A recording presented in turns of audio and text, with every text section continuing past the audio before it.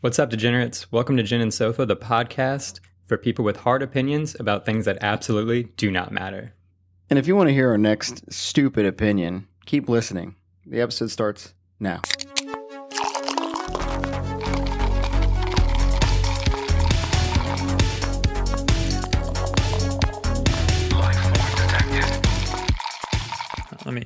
I was curious. Okay, so I listen to sports radio in the morning because I really don't like loud music in the morning. I don't know. We should talk about that. By the way. Me too. I listen to what's going on in that brain of mine. Yeah. No. So they started talking about cruise control. Okay. They were all against it. Against cruise control? Against cruise control. Why? What argument? Their argument was that they felt like they didn't have enough control. Clearly, these guys are old as fuck, but they didn't have enough control, and they wanted to be able to zoom up and zoom and slow down. And I'm thinking bro, cruise control is the greatest invention ever made in cars. If they use cruise control, people like us that also use cruise control, everything would work perfectly. And it explains so much why I get so pissed at people when I'm going 75 and it's cruise control, and it's these people are going up and down. But yeah, exactly. You pass someone, and then if some reason a mile down the road they're on your ass, and it's I wonder why. I'm interested in Mike's opinion here. Mike's quiet on cruise control. It sounds like he hates cruise control. We got Mike here. We got Mike Patozik. Sup, it's good to be back. Yeah, it's been a while. So, Patozo, as I like to call him. Were you not using cruise control? Is that why it took you so long to get back over here? Speeding up and down? Yeah, speeding up and down. Forget you're actually on the road, All right, so I have cruise control in my Honda. I hope so. I hope so, brother. That would be the only vehicle built in 2021 that didn't have it. Yeah. Honda would be the one to do that. Yeah. Surprisingly, no. I think it's all stock. I think every vehicle has cruise control. Yeah. I think every vehicle. I don't know. Yeah, I think we got it. Yeah. Okay. So in the morning, I am typically a cruise control kind of guy. Oh, in the morning. He has different opinions on cruise control between the commutes. Yes, I do. Because in the morning, the circadian rhythm is. Yeah. I just woke up. I probably shouldn't be driving. Mm-hmm. But I still am. I got to get to work. I'd like to take one element out of this, my foot. Yeah, the main part. Take that out of it. When I'm driving home. Okay. So in the morning, I too am you, Zach. I usually listen to sports radio. Oh, okay. Wisconsin radio? Great. I'm glad someone else. No, not Wisconsin. I'm usually just listening to NFL.com or NFL Network on XM. Yeah, Sirius. right. Yeah. All right. So sports radio. You guys are sports radio people. My apologies. I didn't mean to insult it, Ben. You should be. Sometimes I'll listen to Keyshawn, J. Will in the morning. Yeah. But I mean, Zach's I also am sports radio. I know. Cruise control, though, do you feel like it's just because it's the morning and you should not be listening to loud fucking music? For the most part, my mood is me waking up. So I want to listen to something kind of monotone. Now, there are days when I'm going into work that I'm you know what? It's going to be an aggressive fucking day. I need to wake myself up now. So usually, all I play driving into work if I need to wake myself up is Cardi B WAP. On repeat. On cruise control. And I am just losing my mind cruising singing. to WAP. But on cruise control, though. Yeah. Now, I will say, and this will lead in, but when I am listening to, Cardi B WAP. When I'm listening to the WAP in the morning, I am not using cruise control. That makes sense. So there's certain songs you don't use cruise control on. Oh, bro. I use cruise control all the time. Bro, I have been in a car with you 15 years. Yeah. Mike's probably been in a car with you since he had. And your point is? When a good song comes on, I feel the gas rev. That's called the cruise control. I was on a hill. And it's going up. So on the way home, I'm usually I'm woken up, I'm ready to go home, see the family. I'm still amped from whatever, pissed me off at work. So I'm usually listening to recently, I feel like it's like almost exclusively brand new albums. Ooh. Yeah, they kind of worm their way into They do. They. You have like a full month where all you listen to is brand new. I could have probably a year. Really? And all of a sudden, it's like, I need to listen. You're saying you could go a whole year. Yeah, and then like out of nowhere, be like, you gotta listen to Daisy, and you're like, why Daisy? And it's like, why? You know what? But that's what's good. You'll find out after you're done after it listening hits to you. it. Why? Yeah. It's like Jesse Lacey's on your shoulder. Like, Yeah. You'll find out by the end of the tracks why you need to listen to Daisy. Instead of the Like, angel and God damn devil, it's like two different versions of Jesse Lacey, like Deja, devil and God. And then there's like a third one on top of it, your favorite weapon. Yeah. And then there's one, Daisy. Yeah, he's beneath hell. Yeah. He's beneath the earth. He's like Daisy. And I am just surprised that the one screaming Daisy even had a voice. Well, Yeah. he's been screaming for years. I'm sure he has. Since 2009.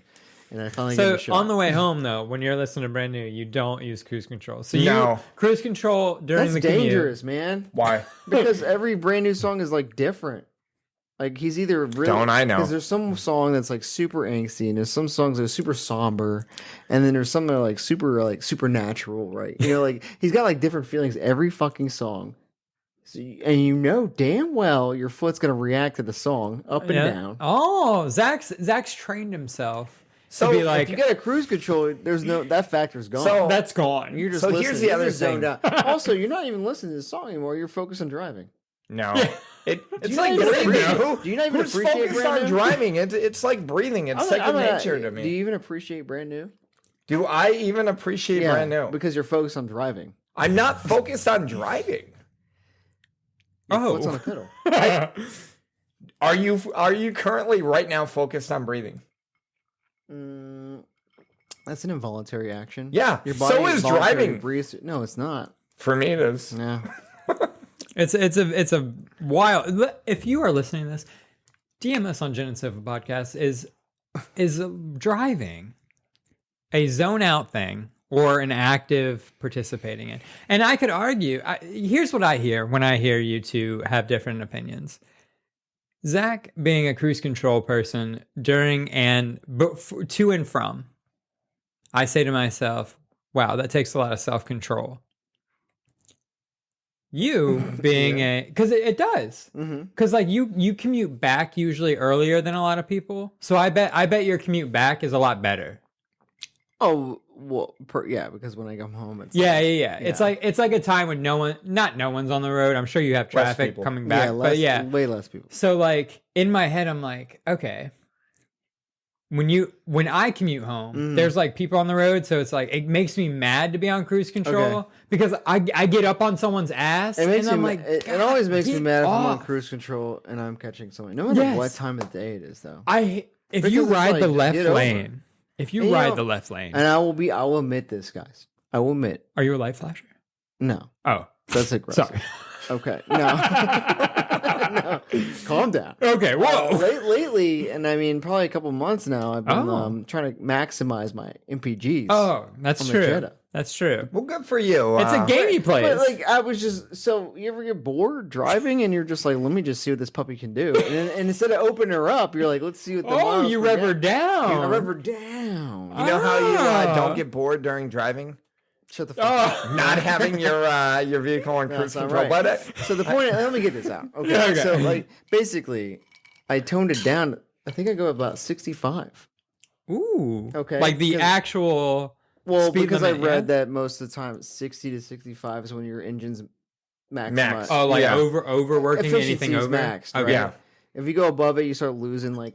If point you go this- below it, you're Yeah. not using full Yeah. potential. So I put it 65, and and I'm not a dick. I'm not in the left lane. I'm in Yeah. the middle lane or the right lane, depending on someone's coming on me. If someone's Yeah. coming up on me, I get to the right Sure. because it's what it should be. right? Yeah. But I'm like, fuck it. I'm listening to the fucking morning radio. I'm like, I'm shaving in my car because I don't. I'm lazy That to is- shave at home. That is a Zach move. That's not just a me move. I No, think bro. A lot of people do that. I think a lot of people do Jose, that. You don't know do that. you shave? Not even a little bit. But When do you shave? I know, Zach, you have an electric razor. Yeah, I do. Yeah. Oh, you. I don't- have yeah. I'm part hipster, man. So of course are I have part a safety T safety razor. razor. Oh, I can't do a You safety don't want to get a razor. fucking straight boy. How? Okay, I have a question. This is interesting because I've always wondered this. As someone that usually doesn't shave except for a trimmer, use a safety razor. Yep. Use an electric razor. How long do you go between shave? Do you do it every day still? Every day. And Zach, obviously you do it every day, yeah? Yeah.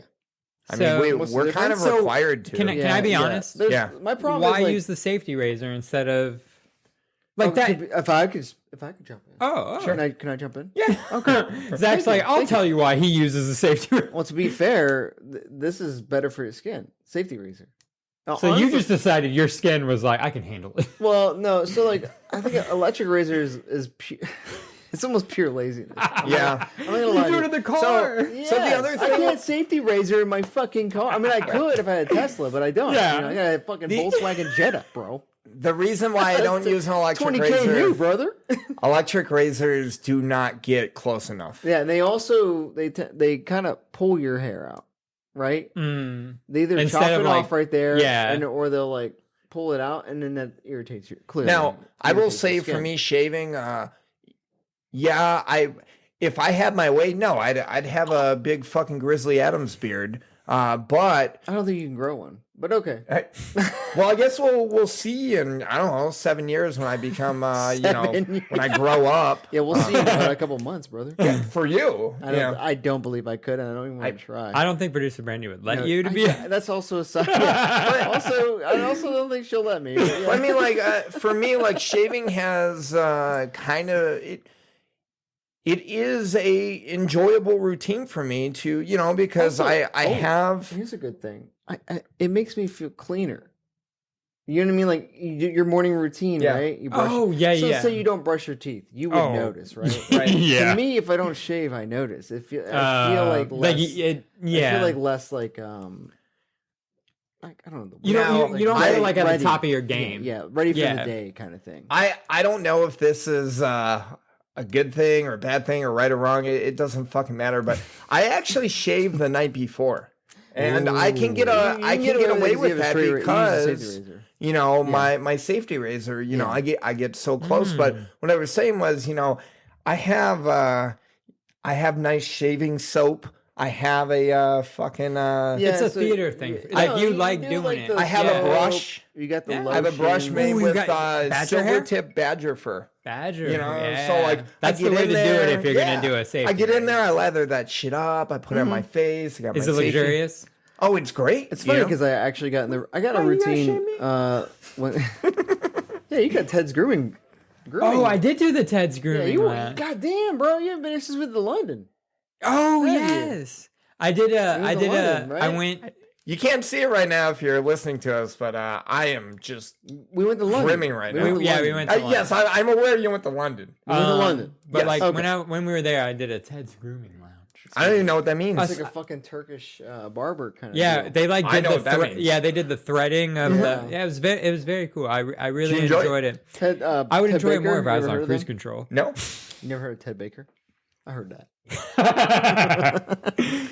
Ted Baker is a London fashion line. Yeah, okay. I'm gonna say fashion line. It sounds fancy. It's a clothing line. Yeah, sure. Like clothing. Like I bought a shirt for about $50. Like they're not. That's nice. I bought a sweater. They're more expensive than your average Polo. But they're less expensive than like Lacoste. They're less. They're probably a little less than Lacoste. Lacoste is like way overpriced. Man. Yeah, they are less than like Valentino. Yeah, right. You know what I'm saying? Less than Oliver Peoples. Less than Versace. And then my favorite boy, Hugo Boss. I'm a huge Hugo Boss guy. Hugo Boss. Yeah, Hugo. Hugo. How do you guys say it? I call that gentleman by his name, Hugo. Hugo. Wait, how'd I say it? Hugo. You gave it. How'd you say it? Hugo. I'm not hearing the difference. Oh my. Who? I like so you said it like the game. Like I love lives in Hugo the goddamn Boss. Grinch. Hugo. Yeah, Hugo Boss. Hugo mess with Mary Lou. If I could wrap up this whole idea on the cruise control, okay, I will say this: I use cruise control a lot more now that I have my truck or fake truck, whatever you have. I drive a Honda Ridgeline, so it is whatever you call it, Okay. But before that, I had effectively been exclusively a manual driver, stick driver, and driving stick. I did have cruise control on it. But you couldn't shift, yeah. I used that motherfucker maybe once, and that was just because I was so fucking tired. Other than that, like, no, there was no fucking way I was ever going to use cruise control with a manual. Okay, so here I'll say this, though. I'm all about cruise control. Wow. In an automatic. If you had a manual. Did you fucking hear my stomach? I heard something. I excuse myself. It came up on the mic, dude. That was like, anyway, so. It was right when you made it like a perfect pause, too. But for real, your closing thoughts on cruise control. You ever record something, you two? Like, I've been here a couple times. You ever, like, while we're talking, just like, you know what? This is fucking gold. Or I think it's or sometimes I'm like, that's fucking stupid. And then yeah, but that one when we do stuff like that, I kind of fake it till we make it kind of thing. But like, other times I'm just like, fun fact, we haven't made it yet. We're still faking it. We're still faking it. Still faking it. We don't have a endorsement from Chubby's yet. So, what's up with that, dude? Have you been headway on that, brother? No. I'm not ready. I am not ready to bring us to them. I think they're not ready to bring them to us. That's how we gotta think. All right. My point is, Zach's closing thoughts. I love cruise control. He loves it. I use it every time on the highway, no matter Billy fucking Zane what. of automobile. The Billy Zane of automobile features. Even if you were in a Porsche 911, you'd have cruise control. Yeah, because listen, dude, he wants to cruise at 50. I know I can, but I don't need to. It is not. Let me finish that. I'm sorry. I love cruise control. I loathe advanced cruise control. What is advanced cruise control? You guys know what that is? Okay, so these new cars, so they have this thing called advanced cruise control, and say like you're a car in front of me. Okay. You set the distance, like from you to me. Oh. And it maintains that distance. Oh, I've got that. Mm-hmm. I have it. Yeah. Have you used it? I think mine, like, are you talking about where it slows you down and speeds you up? Yes. Yes, mine automatically does it. Yeah, I hate that. But I hear what you're saying, but I mean, like, if you had your cruise control set, you would still have to manually, So I guess my point is, like, say, like, I'm in... It does it. It kind of does it like faster than I have an option to get out of the lane, right? You know what I mean? So like if I'm in the left lane, I'm going, let's just say 78 because it's whatever. Yeah. Yep. And you're going 60, and I'm gaining on you, right? And I have this distance meter, right, that says like you can only be like 3 or 4 and car lengths. Slow you the fuck down. It will slow me the fuck down. But if I had standard, I can get on your ass and time it in my brain and look in the mirrors and like change lanes and go around you, and I maintain the same speed. Yeah, but you know what I do? And no. So you know what I do is I maintain the same speed and I keep my fucking miles per gallon at 50 miles per gallon. Right. That's what I do with my boy Jetta. Yeah.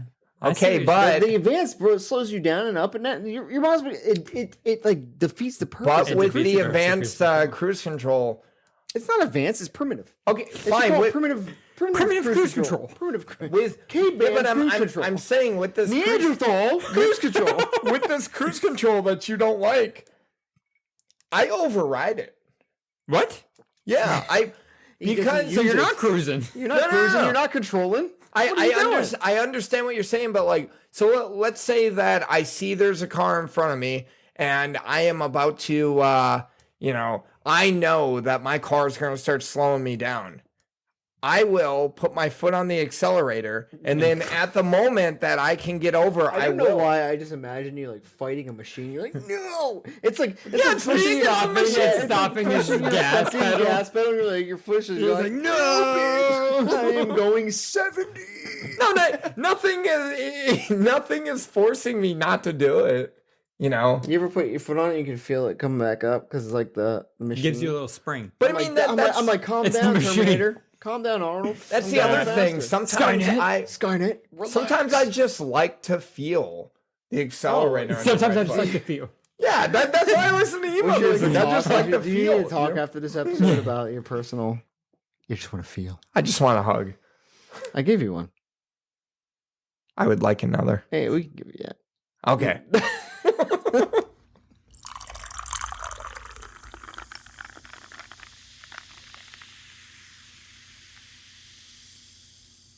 Have you heard these yet? What? Dope or Dumbs. He's behind on the episodes, but he might have seen them. I have heard of Dope or Dumb. Shit. Okay. Yes. Okay. Okay. So we say something and we decide if it's dope or dumb. Yeah. I've been a part of 0 Dope or Dumb, so I'm pretty excited. Okay. You're about to be a part of a Dope or Dumb right now. Yeah. How do you feel about that? Mind blown. It's a really exciting. It's probably one of my favorite parts, only because like I get to confirm or deny one of my closely held beliefs. Right. Yeah, and we just choose the most innocuous things, which is like my favorite thing to have opinions on. Thank God, everyone else feels the same way as me. Like doormat, you know what I mean? Yeah, like so anyway, shit, right? Dope or Dumb is really a fun part. So we have a new one. We have a new one. It was let me find. It's been a while since I put it up there. All right, I found it. Okay, there it is. It was it was pretty easy. Okay. This one's pretty simple. But I said it was National Hot Dog Day the other day. Okay. Right. Hot dogs. Dope or dumb? Dope or dumb? Dope. Dope. That was fast. Dope. Okay. All hot dog. Did anybody vote dumb on we hot? got one vote dumb. Oh, and I remember it was one of our friends, fellow podcast. It was a fellow podcast, Night Classy. Give you a little shout out. Yeah, shout out Night Classy. You guys check them out. They participating in our polls, Night Classy, and they voted dumb. Dumb. Turns out she was I think she's a vegetarian. Vegetarian. Can I be honest with you? The second you said we had one person vote dumb, I was like, "Oh, are they a vegetarian?" And you were like, "Yeah." Even then, I'm pretty sure, like with the whole vegetarian, vegan, dude, don't they make like vegetarian? Yeah, I told Zach, I was like, "Bro, you need to tell them right now." Yeah, I was like, "Tell them Morningstar."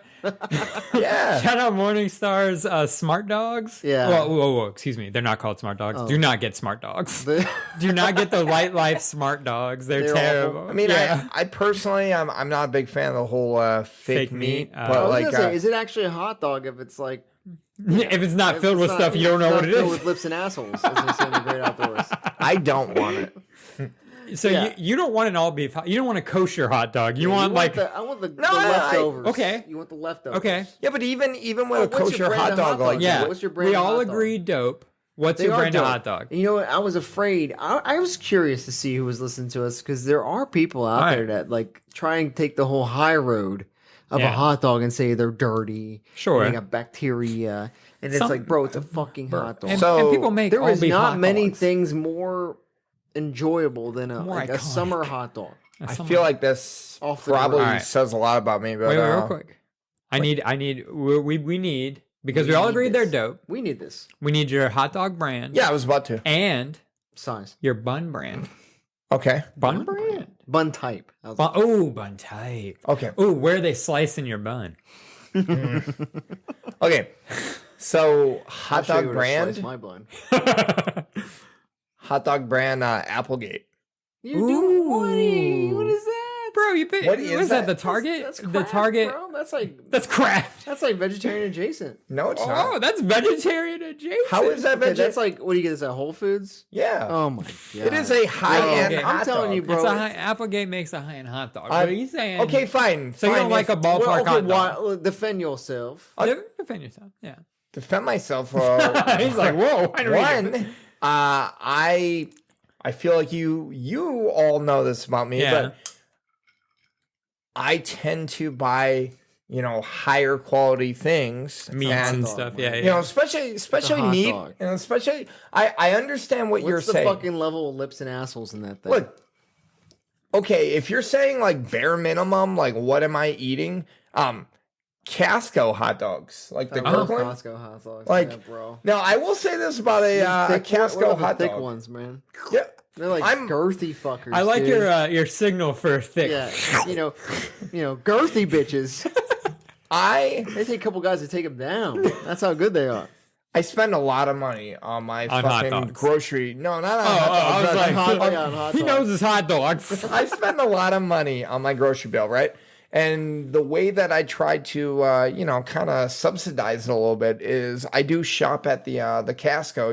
Try to get. They make a great brand. Try to get a lot of bulk purchases. Yeah. When I am there, I'm hitting up the food court. I'm getting a hot dog. I just hate how long the line is. It's always so fucking long. Yeah, but now they have the little kiosk. Yeah. And I feel like that does speed it up a little bit. Yeah. But like, so I'll say, so you're going Applegate. You're going Applegate, an artisan. What's the difference about this Applegate?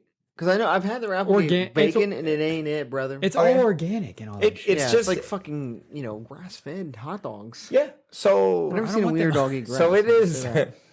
It is a higher end. He likes meat. Higher end. And me personally, I just think it has a good taste. Now, if you were to... I mean, I'm telling you, your options should be like Nathan's, Hebrew National, Ballpark, that's my Oscar favorite. Mayer. That should be the choices you got. Okay, so of those 4, I'm probably going... You seem like a Nathan's guy. Yeah, you seem like a Hebrew. I was gonna say Nathan's. Okay. I'm a Hebrew National guy, and we all know why. Yeah, please tell us why, Chris. Well, Hebrew, I like to keep kosher for anybody that likes to imbibe in kosher meals. Yeah, Hebrew National is the spot for me. Here, they make a meat. I always liked Oscar Mayer, the cheddar dogs. Oh, bro, that would like have cheese in it and explode and scald your mouth, and then you have like burns all over your mouth. I personally am not a big Oscar Mayer guy. But like, here's the I'm not thing, an Oscar Mayer guy. Producer Brandy, and producer Mom, they always get like the Johnsonville. They get Johnsonville. Like the brats. The brats. Cheese brats. So like brats. Cheddar brats. That doesn't they're count. not really brats. But that doesn't, brats. yeah. You know what I'm saying? They're like hot dog brat, like hybrid.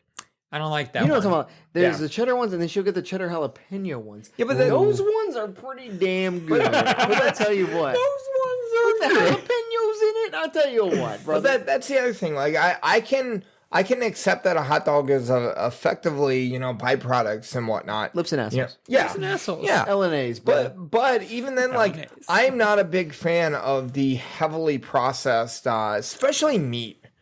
So like I am not somebody like if I mean, yes, I get that. I get that what you're trying to do, and you're going to Whole Foods, and you get this non-processed. I feel like a hot dog in its essential form, in its essence, is a highly processed log of meat. Okay, now and some kind of shape, some kind of dick shape, phallic object, and it is what it is, man. Now the other thing is, yes, if I am buying hot dogs and you're like, Applegate is off the table. I'm not saying it's off the table. It's not off the table. You're the one eating that shit. Ain't me. I'm just saying. So obviously, Applegate is it costs a good amount of money. It's a little more expensive. Yeah. So like, if I were having a barbecue and I'm like, I it's not that I don't love everyone, but like, hey, I'm gonna save a few dollars. I get that. Okay, that's a whole different. Yeah, that's the Nathan's one. We went over to the Gressets for I can't remember what day that was, which is randomly. They invited us all. That was a fun day. Chris invite us over again. Yeah, Chris, Emily, what the fuck? It's been a while. Yeah. Anyway, so like they were like, Chris is sitting there putting on the frozen burgers, and he's just like, "Is this okay, Zach?" Frozen burgers, and I was like, dude, there's gonna be like 20 fucking people here, right? It's fine. If it was like me, you, it was like 4 people, and then Mike and his family, like there's like, okay, now we need to make good shit. Yeah, why are you trying to say something? Right. So like when there's like a cutoff, it's like 10 or 20. Like sure, there's a people. I get it. So you're not more than 20 people. I am. The hot dog. You're getting ballpark. The hot dog I'm not getting Oscar Mayer ballpark. Yeah. I'm getting what did I just say? Nathan's. The hot dog in your fridge though is Applegate. Bro, I can't remember what brand it was. We saw it at Kroger. It's not Sabrits, but like they made Sorbet. I can't remember, but like they made a fucking foot long, dude. Oh. And it was like a bag, and it was like, dude, I was like this big. And I was like, I need this. I need this so bad in my mouth. The other brand that I like, but I don't know that I don't even know if we can get them down here, but Is it Chicago? Chicago. I love a Chicago dog. Which when you were saying that's what a style bun of hot dog. Oh yes, what bun? We didn't get to that part. Yeah, so where you slice you slice your bun on top, don't you? You're a top slicer. So my bun You're a top, aren't you? is a poppy seed. Poppy seed bun, okay. Because little Applegate. Even though I hate was it self-risen flour? Yeah. even though I hate Chicago, Uncaged. I love Chicago dogs. Cage-free flour. I love Chicago style. So like, I think actually it's funny. I think I'm going New York Coney dog kind of deal. See, I've never been to Coney Island. Me I want to go to Coney Island. City. I want a New York fucking like okay. Coney. I like the way you put your hands out. I want a New York. I mean, your dog right there. I will say that, like going, I don't know. It's always different. Like, you've been to New York City, right? I have not. Okay, Fun fact. Mike Potozik has been to. Okay. I've only been there once, Okay. But when I was there, you gotta do You gotta the stuff. slice. You gotta hot dog. yeah. You get your hot dogs, you get your pizza, you get your corned beef sandwich, you get your pastrami and rye. I didn't make Gotta it get to your black and white Cats. cookie. Hey, if I had more the time, cats. Let's go up the cats. I really want to have cats before I die.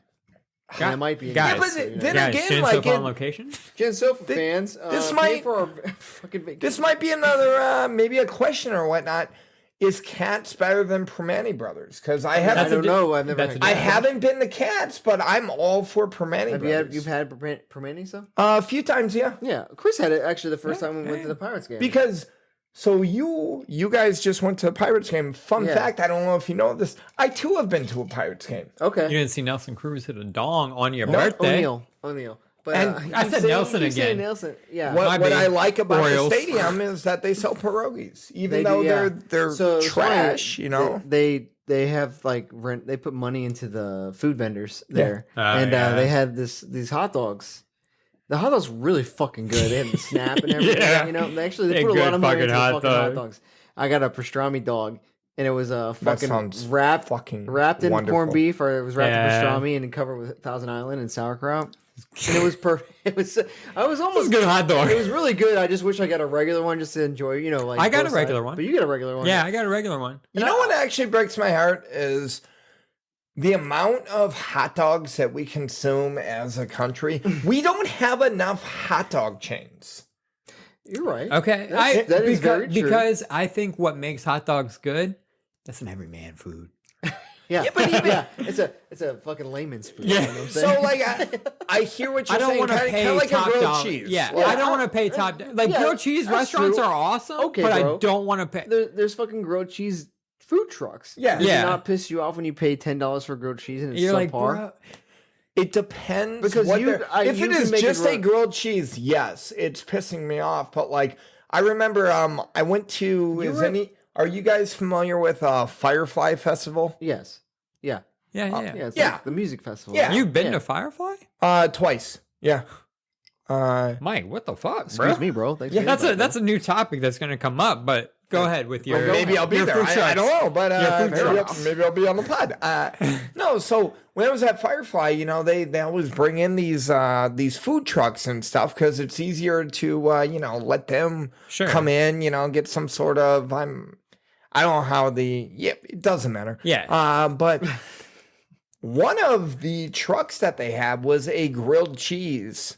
And Okay. one of the grilled cheese sandwiches, they just had like I'd say for $4 or $5 it was grilled cheese, and that trash that I'm paying $5 for a grilled cheese now, except it's at a fucking music festival. But It's what it is. for Yeah. Inflation on $8, that. That's all. they had a fucking grilled cheese, and it had like provolone, and I think it had cheddar, but then it had mac and cheese in the middle. Okay. That's and a that melt. thing fucking slapped. Yeah, That's but a like, melt. do you think it was worth the money? That's a melt. I bought That's a that. melt. Okay. Now I grow cheese anymore. I bought that shit Okay. probably 4 or Mr. 5 Cheese times. expert. Yeah. Mr. Cheeseman. Yeah, Cheese Mr. expert. Wisconsin over here. Wisconsin, Mr. So, Wisconsin. so what you're saying is if there is anything other than cheese, And it bread. is now a Cheese melt. and bread. cheese and bread. All right, I can see it. I slightly disagree with you because then it gets into the idea of what is a condiment. If I put in caramelized onions, is it not a grilled What about- cheese? okay, now I got one. You put a sliced tomato in that grilled cheese. Bro, you're just appealing to me. I know. 'cause Is it a melt now? Because I know you love grilled. It I know you love that depends what tomato. the cheese is. What are you What do saying? you mean it depends what the Because if you are giving me a grilled cheese sandwich that is either American or cheddar cheese, and you're putting in tomato and you're grilling it, it's a grilled cheese. If you're using, if you put tomato in there and you're using fresh mozzarella, that's a caprese. I mean, yes. Yeah, okay. I see what you're saying. I see what you're Honestly, saying. Okay. if I really want to be an ass about it and be really like anal about it, I said anal. It's it's basically it's a anal. white bread motherfucking sandwich with American cheese in the middle and grilled. Right? You using butter or using mayonnaise? Butter. Butter. Ain't no psycho. Butter dude. mayonnaise. Butter. You ever use mayonnaise? That's pretty good. That's like, wait a second. I know the face. I see the face you're making, but like, try it. That's because You know, damn. For those of you that don't know me, mayonnaise rules. I am not a fan of mayonnaise unless I'm making it myself, and it's going to be an aioli. Oh my god, making it yourself. He's going to put his fucking Applegate hot dog. On fucking handmade mayonnaise. I know from 3 years ago. I know how like kneading the bread. I grew in my backyard for my fucking niece. I know how pretentious I sound. But for the record, I am aware. Good. At least you know. I am aware. Listen, have either of you been to, I think it's called like El Diablo down in... Okay, have we been you guys seem to enjoy it. Yeah. Okay. I got one word to say about that. Am I paying $6 for a fucking taco that they're putting Duke's mayonnaise in? Get the fuck out of here. Bro, that's Duke's just mayonnaise. I'll tell you what, I love some mayonnaise. Is that not your mayonnaise? Oh, you make your own mayonnaise. Yes. What's your mayonnaise brand? I go with the straight up Hellman's, brother. You go Hellman's? Hellman's, brother. I do go Duke's. Tried and true Hellman's. go As long Duke's. as you didn't say Kraft, get the fuck out of here. no, bro. Get the hell out of here. I'm just not a big mayonnaise That's the next dope guy. or dumb. Kraft mayonnaise. Still that. Write that down. Write that down. Write that Kraft mayonnaise. Producer Brandy, dope or dumb. Oh, I guess just a dope or dumb is fucking Miracle Whip. That should be a dope or dumb because we actually fall I opposite sides hate on. Miracle Whip. I mean, you already know I'm going to say dumb, but Good. That's just because I'm outnumbered. I don't eat that shit. I hate that shit, You know, dude. Oh like- my god. Have you ever gotten like a macaroni salad? Right? Even Yes, I have, but okay, potato have you ever salad, gotten it? Have you macaroni ever gotten salad, it? it's Have you ever- weird. let me You know, let him tell about the macaroni salad. Have you ever gotten a macaroni salad and you go to bite into it and no one told you it was Miracle Whip? Oh, And Zach then fucking until you hates get it. that first bite and you're just like, ooh. So I will say this about the whole mayonnaise Miracle Have you, Whip. I can taste the difference. Yeah. However, Oh, However- I mean, obviously, but like I think it's the thrown off guard kind of Sure. thing. You know, you're like, I like a I left can hook. taste the difference, but then again, like so You hit me with them right jabs and you go with a left hook. Bam! I'm like, holy shit. That was gross. I was kind of a picky eater growing up, and mayonnaise was one of those things I just didn't eat. And nowadays, like I have this probably irrational fear. I have a question for you then. I have an irrational fear that if I am trying to get special orders at a restaurant or whatnot, they're spitting in my food. For sure. Yeah, I don't special order Chris ever. does something that I want to see if you're interested in. We're gonna go back to hot dogs because this whole thing's about hot dogs. Oh, yeah. This whole thing was about hot Chris dogs. likes to put mayonnaise in his hot Oh, dog. bro, I am a mayonnaise on my hot dog. No mayonnaise. What do you put no on your ketchup. What do you put on your hot dog? I knew it. Are you just a mustard guy? So then again, I said I'm a Chicago style. He's putting fucking pickles. But then and why shit are you on it. using Applegate, bro? You're going to taste Yeah, so dude. many other Yeah, ingredients just put that straight besides... up lips and apples on your bun. It all goes That's in the only way you need to together. do it. Like, okay, if you're telling me like, hey, what am I doing at home? Okay. Yeah. Relish and mustard and onion. Relish. Love There you go. relish. And what was the last one? Onion. Oh yeah. Is that... Oh, yeah. You know, no, I do Okay, not. So yeah, I'm saying you're at a cookout. Say we go up to Gressets again. Yep. By the way, invite us again. And so, Please. please. And they're making, and Chris got a bunch of ballparks up there. Yep. Right? He's got grilling, He's ballpark. grilling wieners left and right. A bunch of wiens are flying off the grill. Wiens are everywhere. I'm throwing some mustard. Right. And I'm having a good time. Mustard. Just mustard. Just mustard. Yellow. French's. That's not what I would pick. I would say that it might be all we have an option of. Yeah. No, If offense I to the have yellow Gressets, but mustard- they kind of have a lack. Chris does at least have a low, diversified palate. All I'm saying, saying? He's a country boy. all I'm saying is, if we're talking, They only got if, yellow mustard out the mustard in the country. They don't got a brown. if we are talking- Dijon, brother, They got that spicy they brown. got that champagne Seeded. Dijon. if we are talking about stock condiments, Stock condom. You know- You said cock. I said condiments. Oh, excuse me. You said condom. Stock. Stock. It's not condom. Your yellow mustard, your ketchup, your mayonnaise, relish, because it comes in a So has a yeah, squeeze if they tube. have relish, squeeze tube. Yeah, I like that one. The squeeze. now again, if I had my pick, I would go dill relish over sweet. Ooh. But I'm going gherkins. Chris loves dill. I love dill. I do too. I make my own pickles. My guy, let me eat your pickles. Let me eat your pickles. I would love for you to try one of my pickles. All right. One in particular. I winked. So say mustard. That's great. yeah. So if those are the 4 condiments that are in front of me, I'm doing mustard and relish. Okay. Yeah. I mean, that's definitely acceptable. Yeah, It's a good dog. I love a good relish. Yeah. I think I usually just do mustard though. If I'm like at somebody's house, I just go and I eat it. Sure. Are you a double cider? How do you Yes. how do you Yeah, I do like that crack between the wiener you and open the bun. You open the bun. Do you put dressing first or open the bun bun. or you don't open the No, I bun? put the dog in first and then go like on the corner. So like the dog's touching My the bun. guy. I've got a slightly different take. You do this. Pro the move. wiggle- I the open wiggle. the I bun. wiggle. I rotate it. You do the wiggle.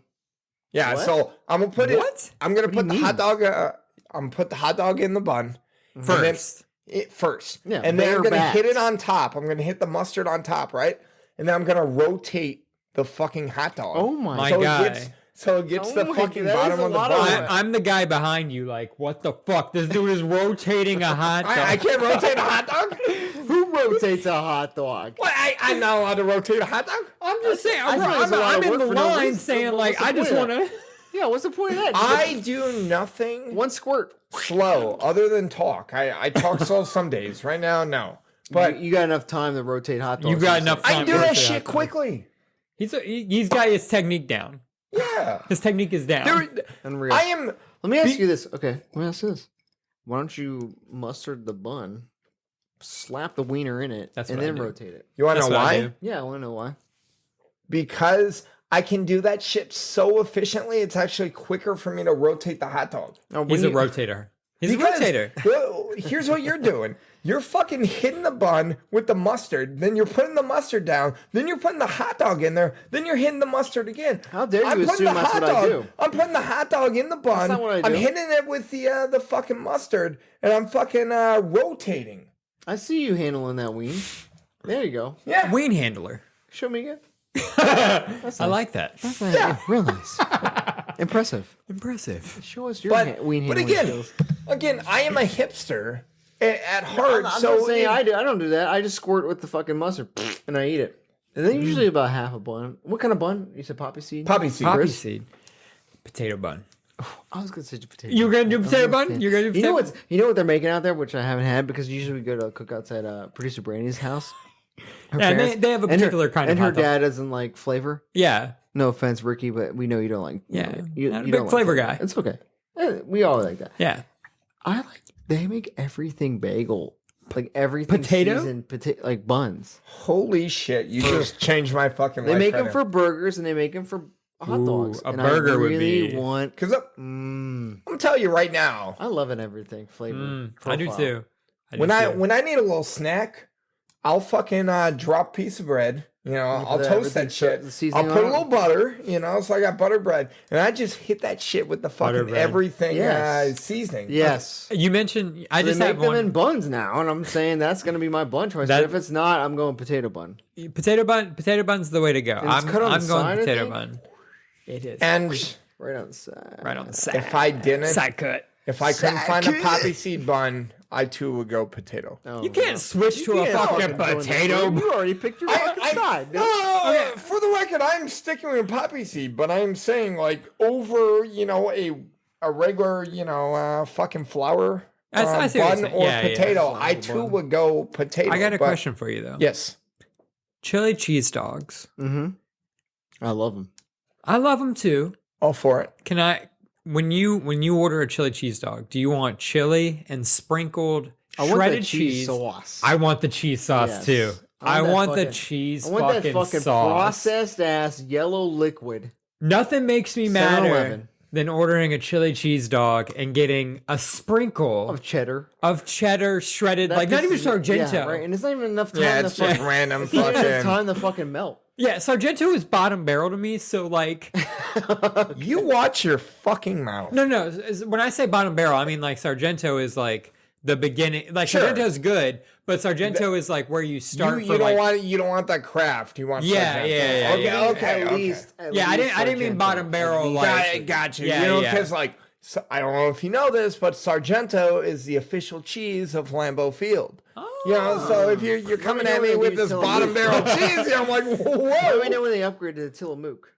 Yeah, that's the shit. That's a good cheese. I have no idea where that fucking company is made. That's a goddamn fine ass cheese. I assume it's California, but Tillamook? It could be Wisconsin. I think it's Wisconsin or Minnesota. It's up there. It's up where you guys. Fuck Minnesota. Oh, I'll find out right now. How's that? You should. I feel like Tillamook. I feel like so. We all agree cheese Minnesota. sauce. You haven't said cheese sauce. I am all for the cheese sauce, but that actually reminds me when you say chili cheese dog. That reminds me of like a Philly, and I am getting like Cheese Whiz. Cheese Whiz, yeah. And I want to be completely messy when I'm done eating a Philly or I'm eating a fucking chili cheese dog. I need wet ones. Like that's what I want to be so fucking dirty in my hands. So I'm using fucking wet one. Fucking clean myself. I see what you're saying. I got to I like a chili cheese dog.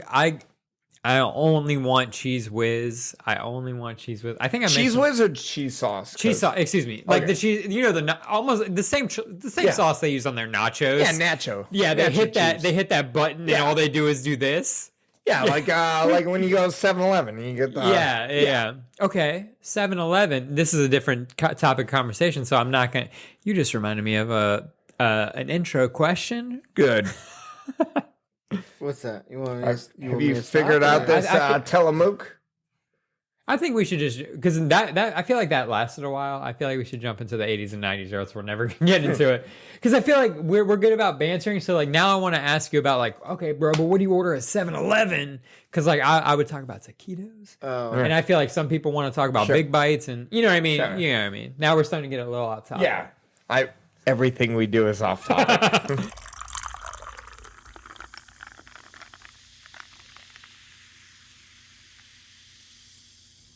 I can't sing. Save tonight. Fight the break of dawn. Fight the break of dawn. Come tomorrow. Tomorrow I'll be gone. Save tonight. Save the gin. We're saving something here. But I'm not saving shit because it's all gone. Yeah, it is all gone. Well, I guess we're not saving shit. Chris fucking emptied that shit about 30 minutes before. I've been sipping mine because, I don't know how I feel about it, but I think I like it. I mean, if you hate, I don't think you feel bad. No, it's gone. I feel pretty good. I mean, I would say of all the drinks I've had here, surprisingly, this is for being kind of simple, upper tier. Upper tier. Upper tier. Yeah. Well, we'll get to it. Have you listened to any recent episodes? We have a new scale of how we Have you heard our scales? Okay. No, I haven't heard the scale. Okay. I'm not gonna lie. The last episode, I am currently on the space movies. Okay. So I am quite a few behind. Bro, that's like the early days of Gin&Sofa. We're not, no, I'm just kidding. I am so excited. Okay. Well, so we just we'll get to it. When we get to it, we'll get to it. Yeah. Okay. But the thing that Mike is when you know, you know. When you know, you know. But the thing that Mike is sipping on, what is it? Was it? I'm sorry. What? The thing that Mike is. What am I drinking? Okay, so you're sipping on, and if anyone's curious, we kind of sang. We broke into the song. What song was it, Chris? It was We'll Save Tonight. Save Tonight by Eagle Eye Cherry. Mr. Cherry. Mr. Mr. Cherry. Mr. Cherry to you. Yes. First name Eagle. Second name I. And middle name I. There's no second name. Yes. I like it. Yeah, we made ourselves a little Eagle Eye Cherry drink. We did. And the base of it, because we're going to have a discussion. Okay. I love One Hit discussions. Wonders. We want to kind of we think that might be a little biased, you know what I'm saying? Yeah. Because we're like 80s and 90s children, you know what I'm saying? Like Yeah. 80s have a lot of one-hit wonders, and then 90s have a lot of one-hit wonders. We're just going to discuss both of them. We're going to discuss some one-hit wonders. We'll get into that later. But, so we decided to, one of the... But one of the... Yeah. A big one-hit wonder. A big one-hit wonder is Save Tonight by Eagle Eye Cherry. Very much so. we made a drink. I think we all Yeah. agree on that. Changed my life. Oh, change your life. Okay. But when you That might be a hear little Eagle Eye drastic. Cherry, obviously. Yeah, obviously, no, it's a one-hit wonder. So we did basically a... Cherry. what I did is a cherry drink. Cherry juice. Cherry juice? Let's start with the base. Yeah. Shall we? Yeah. Gin. Which Okay, it's gin? always I love gonna gin. be gin. It's always Unless it's Gin and not. Sofa. It's always gonna be gin unless it's not. Unless and so it's not. then basically we did Gray Whale. I'm a big In fan of the Gray green Whale's mill. from California, Cali. Yep. which is in America, which is symbolized by the eagle. Eagle. I.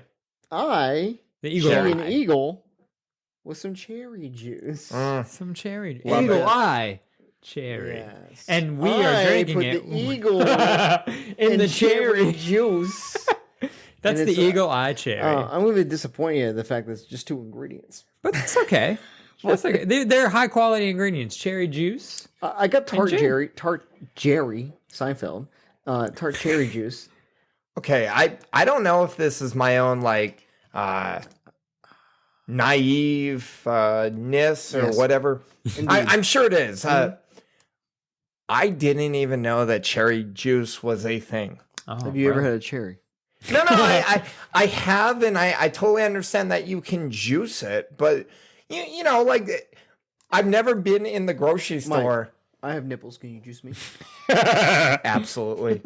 I think we had a discussion about this a few episodes ago, but no, what I was saying was, you know, you got your orange juice, got your apple juice, you know, It's not even a juice you reach for. yeah, you have pineapple juice. Like, I don't know No, that I've I mean, ever I guess been that, in there, like- and I'm just like, ooh, cherry Okay, so juice. fun- It's I mean, the never in a funny fact- refrigerated section. Well, right. Also, like, fun fact, me and Cristiago went to Kroger We did. to get cherry juice. Also, what was this shit expensive as fuck? I feel like it would be. No, so we got this can. It could have been. It could have been. So we got this can, which now I'm thinking we might Is have it- got it. 'cause Is it we're pure drinking a lot cherry of it. juice or is Yeah. it cut with apple? Wow. It's like you almost read the can. Yeah. It's cut with apple, as in 2% apple. Yeah, juice. 2. Okay. You can 2%. taste that 2% apple. Wait, no, I can't taste shit. Oh, However, 2%. what I know that Okay, the no, juice industry Can I does. listen? Can you listen? I'm sorry. All right. Yeah. There was these cans of juice company, and it was like $3 a can. Right. But I can't remember the name. I'll look it up. Whatever. I know you 10 listeners don't give a shit. Yeah, So, we'll put it like- in the caption if it's. so like, it was a can, and we thought that was like the most like minimalist amount of liquid we could buy for Yeah. the amount of money, right? Right. They have like there's this brand that makes like fucking every juice you can think of in Dude, jar carrots. cans. Yeah, just fucking Yeah. The bottles. glass of, yeah, jars, right? Glass, it's like yeah. $7 a bottle though. Okay. Yeah, and it's like, massive. Yeah, they got like the cherry juice, they got the beet juice, they got like, you know, grapefruit juice, they got like every fucking flavor, carrot juice. Yeah. Great. I thought that maybe we don't need that much cherry juice, but we're all done here. Yeah. I should have bought more Yeah. cherry juice. When we get to the scale, we'll talk about how we're done here. Yeah, right. We'll talk about how fast it. But so basically, it was, Chris found it like last second. So Yeah. like, I thought maybe it would be predominantly on the shelves. You Yeah. got grape juice, apple juice, cranberry juice. Cherry, I feel like cherry juice should be on the shelf. Cherry's a very popular fruit. Yeah. But I mean, Apparently like, not in juice form. cherries are like no shit. Cherries are pretty expensive. Okay. So, like if you were to buy some cherries, Yeah. it's like, yeah. I agree. So I feel like maybe the reason why they're not, you know, kind of popularizing, you know, cherry juice is just Way too kind expensive. Yeah, you know, Yeah. apples are cheap as fuck. You know, yeah, let's juice the fuck out of Right, that. right. Cherries are pretty expensive, honestly. Yeah. Yeah. So you were saying they do apple juice and then like cut in only a little cherry to give it the flavor. So what I was it was saying like was, the opposite though, because it was only 2% apple. yeah, juice. that's fucking weird Mike to me. tasted but- it. Mike tasted it. You taste it. This shit No, ain't no, pure. no, This ain't I pure. didn't- What is this? Not Heisenberg I didn't shit, bro? taste it. What I was saying was, I know that the juice industry does this fucking, they'll call it cocktail. Ooh. Oh yeah, And you gotta avoid that shit. And all that avoid a shit cocktail. means is that they've cut it with apple juice Or because sugar. yeah, high but I mean, fructose. Yeah. Yeah, but I mean, like even then, Sugar. like apple juice Sugar. is the cheapest of all the juices. Okay. So Sugar. they're, if they can get away with cutting something with apple juice, they fucking will. So that's why it was like $3 a fucking can. Can I be honest with you guys though? Be honest, Chris. I know we're avoiding fruit cocktails, but when I hear fruit cocktails, I think of the Jell-O with all the fruit bits in it. Oh, that's my fruit what about cocktail. Like the little jar of fruit? Like yes, with a grape in it.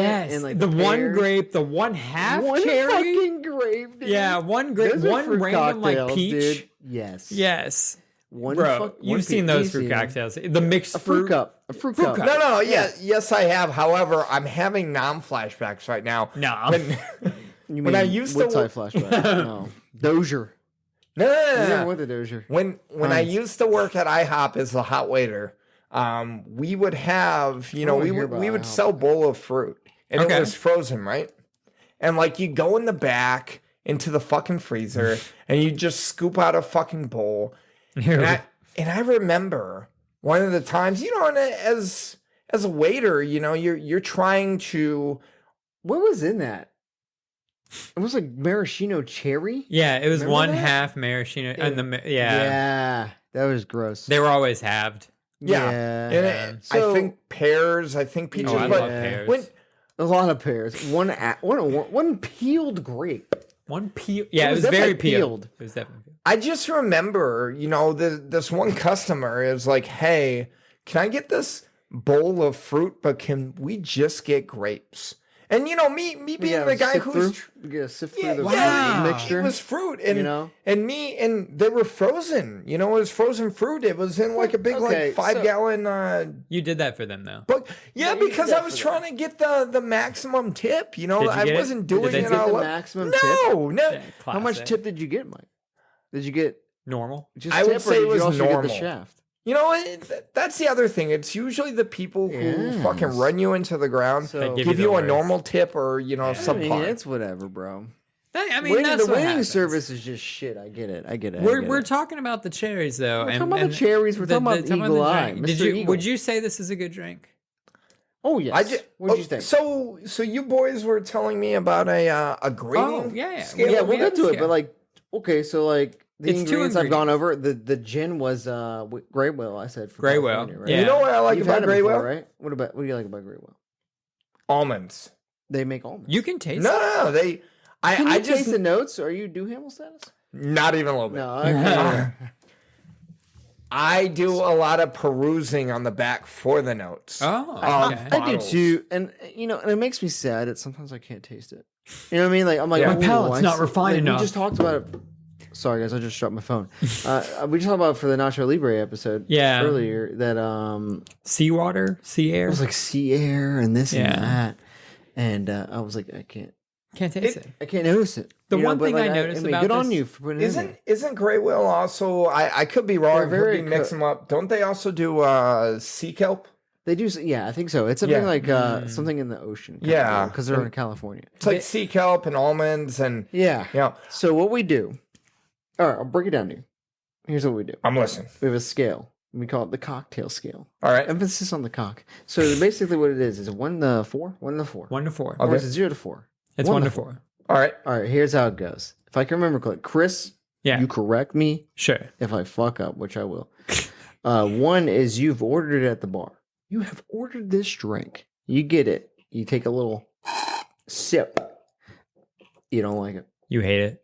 You don't give a fuck. You spent $10 in it. You're throwing that shit in the trash. You will order you will not finish that drink. You know what I mean? Like you I don't think I've ever not finished a drink. You've made a mistake. That's okay. What's the least favorite liquor you've ever had? You already know, bro.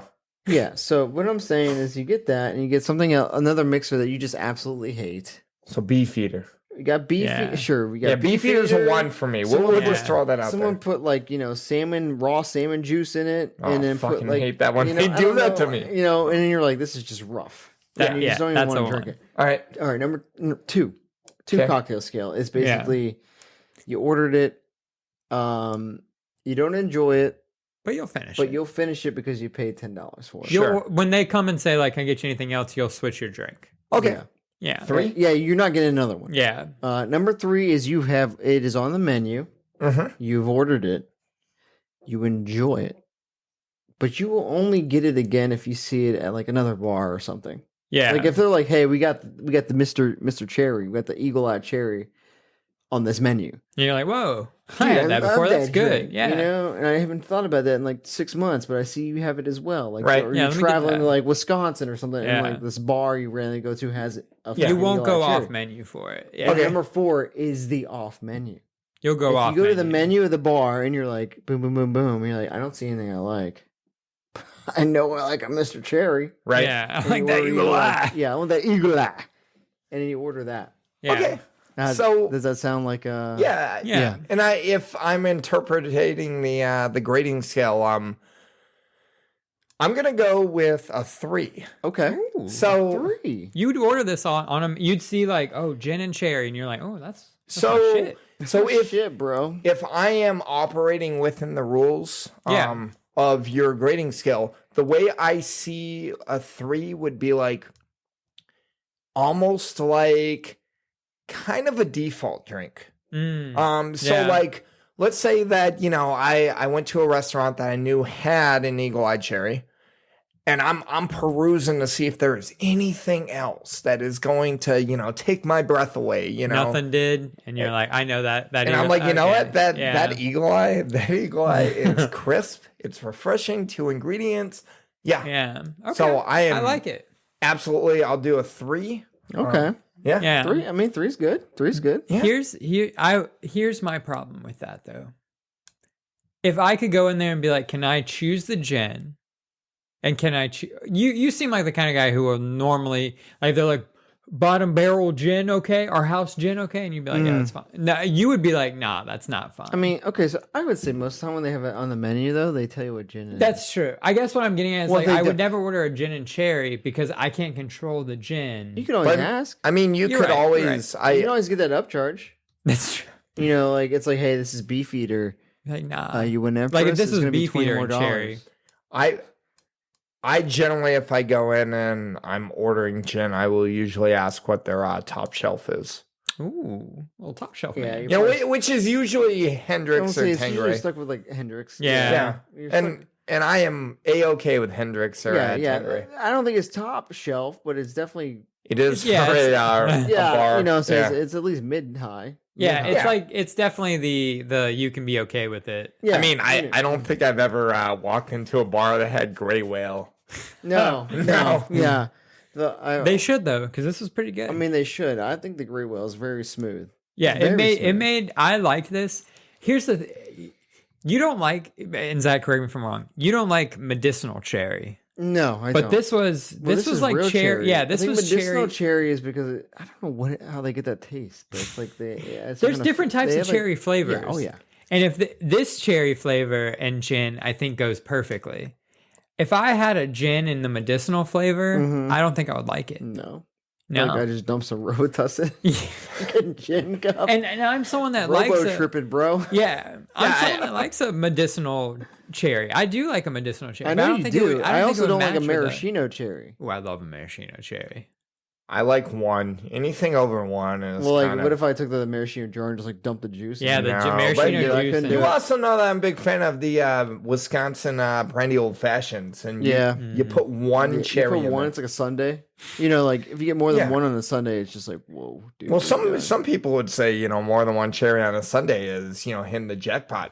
I think you and I would both be like, "Hey, you could just take. I'd take you guys as cherries. Honestly, I would be jackpot, be more ice cream, bitch. Damn, you know what I'm saying? A 4th scoop. Instead of a cherry. How convenient. If you're trying to give me a jackpot for a sundae, throw another banana slice on there. Man, a whole that's half a banana. That's a Zach move. Yeah. So, Chris, okay, you don't like medicinal, but you do. I'm going to only because like here's the thing. Oh shit! If I saw an eagle-eyed cherry, I would look at what gin, and I would look at like that's a good question though. Yeah. So like I know you, probably me as well, like are very influenced it's bad sometimes. Yeah. Like influence on names of drinks. Yeah, exactly. So if it was like the Eagle-Eye Cherry, you would be more intrigued. I You'd be saw like, if I saw, "Ooh." yeah, But if it was like yeah. Bing Cherry or like And that's- Bada Bing or something. Exactly. Ooh, Well, that would be a good one though. Yeah. You know what I'm saying? That'd be a good. But if it was just like Cherry Gin, then Yeah, you'd be I'd be like, But if it was like referenced something, yeah. Because here's the thing, like I saw that Arrested Development drink one time, right? And it was like a whiskey drink, and I know you're a big whiskey guy, but I probably in my head I'm not going to order that again. Right. Yeah, right. Yeah, yeah. But if I saw Eagle Eye Cherry, I might look at it and be like, oh, it's gin and cherry. It's not the kind of cherry, you know what I mean? What cherry is this? Yeah. What gin is it? If it was like Beefeater and a to set the record, we used. I guess it was a tart cherry juice. Yeah, and it was very good. I like this drink. I like this just drink. so everyone knows out that we use tart cherry juice and gray whale gin. Gray whale gin. And for the record, though, we were basing this off of this drink. Yeah. You're right. That's so true. Yeah. So because I guess what I'm saying is, if I saw gray whale and cherry on the menu, I'm like, absolutely, I'm ordering this. Right. Okay. If I saw, but are you doing that more because it's got gray whale in it? You know what I mean? Yes. Yeah. Do you know that gray whale is actually like if you go on like gin websites and stuff, they will recommend gray whale as effectively the winner of the only gin that you could drink neat. Because I still wouldn't do that. I'm not saying you would drink it neat. But I'm just saying because it is so clean and crisp, they see it as a sipping gin. Gotcha. So there's not many gins out there. I'd say maybe Empress. I love Empress. Drink Empress straight. Shout out Empress. But even then, Empress still has a little bit of a bite at the end. I would say Zach's opinion on the drink. Probably gonna go 3. 3? Oh, yeah. Okay. Right. I like it. It's not gonna be in my holster. Yeah, you're not gonna be like, oh, nothing here. Yeah, I definitely see it on the menu, and I definitely would fucking drink the shit out of it. This is funny because I normally don't like cherries. That is true. But I think I like real cherries. I don't like medicinal cherries. I don't like cherry candy. That kind of surprises me because I know how much of a fan you are of the color red. So I feel like you would just have inherited... Just to have red? Yeah, just inherited like, oh, I love cherries just because it's red. You like cherry Coke? I do like cherry Coke. What kind of cherry is that? Don't get that. What? Now we're just talking about Zach's cherry. My cherry, my cherry flavor. Cherry flavors, but I don't know. It's tough. So a 3, a 3, and a 2. Yeah, I think that's it's a winnable drink. That's a good drink. No one threw a 1 out, so that's good. It's a good drink. You got a 2? Wait, a 3, 3, 3, and a 3. A 3, 3, 3. How many people were on this table?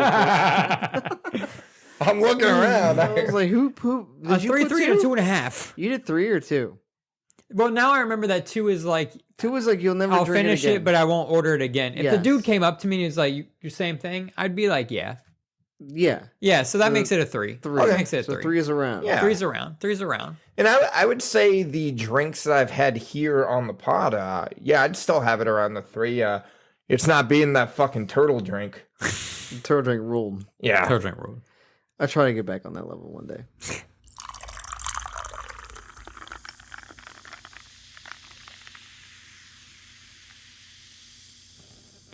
So we've been drinking on that Eagle Eye Cherry, and this is a random fact. One of my first songs I ever learned on guitar was Save Tonight, Eagle Eye Cherry, which is one of my favorite one-hit wonders, which I agree is probably what a good song. Yeah, just a great tune, right? Love it. Great tune. It's a very difficult song to play on guitar, especially when you're not used. Like if that's the first song, if someone handed you a guitar and you were like, I want to learn to play Eagle Eye Cherry, Save Tonight. So you're saying that you're like talented. Well, yes. As it comes to guitars, I'm a savant. 99% of the population learns Flake by Jack Johnson, but you chose Eagle Eye Cherry. Flake. Yeah, I was banana pancakes, huh? Yeah, but Flake is so basic. Everyone does that one. All right. Well, I feel like Crash Into Me by Dave Matthews Band is a big What a great song. First song to We're learn. not talking about trash bands. Yeah, we're talking about one-hit wonders. One-hit wonders. One-hit wonders. So a couple months ago, Mike was saying that the 90s had the best one-hit wonders, right? Yes. And I was saying, not so fast. The 80s have something to say. Okay. And gave it a little argument, a little talk about how... Yeah. Minor tip. That maybe we who does? And we decided we wanted to have this argument. And we want to have an argument on air. On mic. On mic, or whatever you just said. And on air, on mic, whatever. So, I mean, we can start off with, Eagle-Eyed Cherry. Eagle-Eyed Cherry, Save Tonight, which is 90s. A 90s tune. 90s is, so. A 90s tune. That is I love that song. What I love about 90s, especially one-hit wonders, the lyrics. Mm-hmm. Like, you listen to that song and you're like, damn, this was on the radio. He's basically saying he wants a one-night stand. Save Tonight. Yeah, because tomorrow I'll be gone. Ooh. And I listened to that as a kid and I was like, oh, that's what love did you know like. he meant as a kid? I was like, I thought Save Tonight. I still have no idea what the song is about, but I thought he was dying. It's about a one-night stand. Oh, okay. Dope. Yeah, my dude literally wants to save tonight because tomorrow he'll be gone. He's going to be gone. Well, I guess he could die, I guess. I guess that you could interpret that as a death. Yeah, just a morbid ass fucking song. It's a good song. It's a great tune. Which way are you leaning, Mike? You leaning 90s? You leaning 80s? You leaning 60s? You leaning 20s? Look, I know I'm older, but I'm not leaning 60s. So I am leaning 90s. I will say that the 80s have a lot of, as far as like, I never had a genre of 80s music that really kind of cling onto, but kind of just popular hits are just littered with one-hit wonders. Like, looking back, the 80s you like are mostly one-hit wonders. Sure. Now, what I will say about music, in general, is I feel like, we can always have this argument. What decade is better, 60s, 70s, 80s, 90s, and just run through. I feel like music finds you.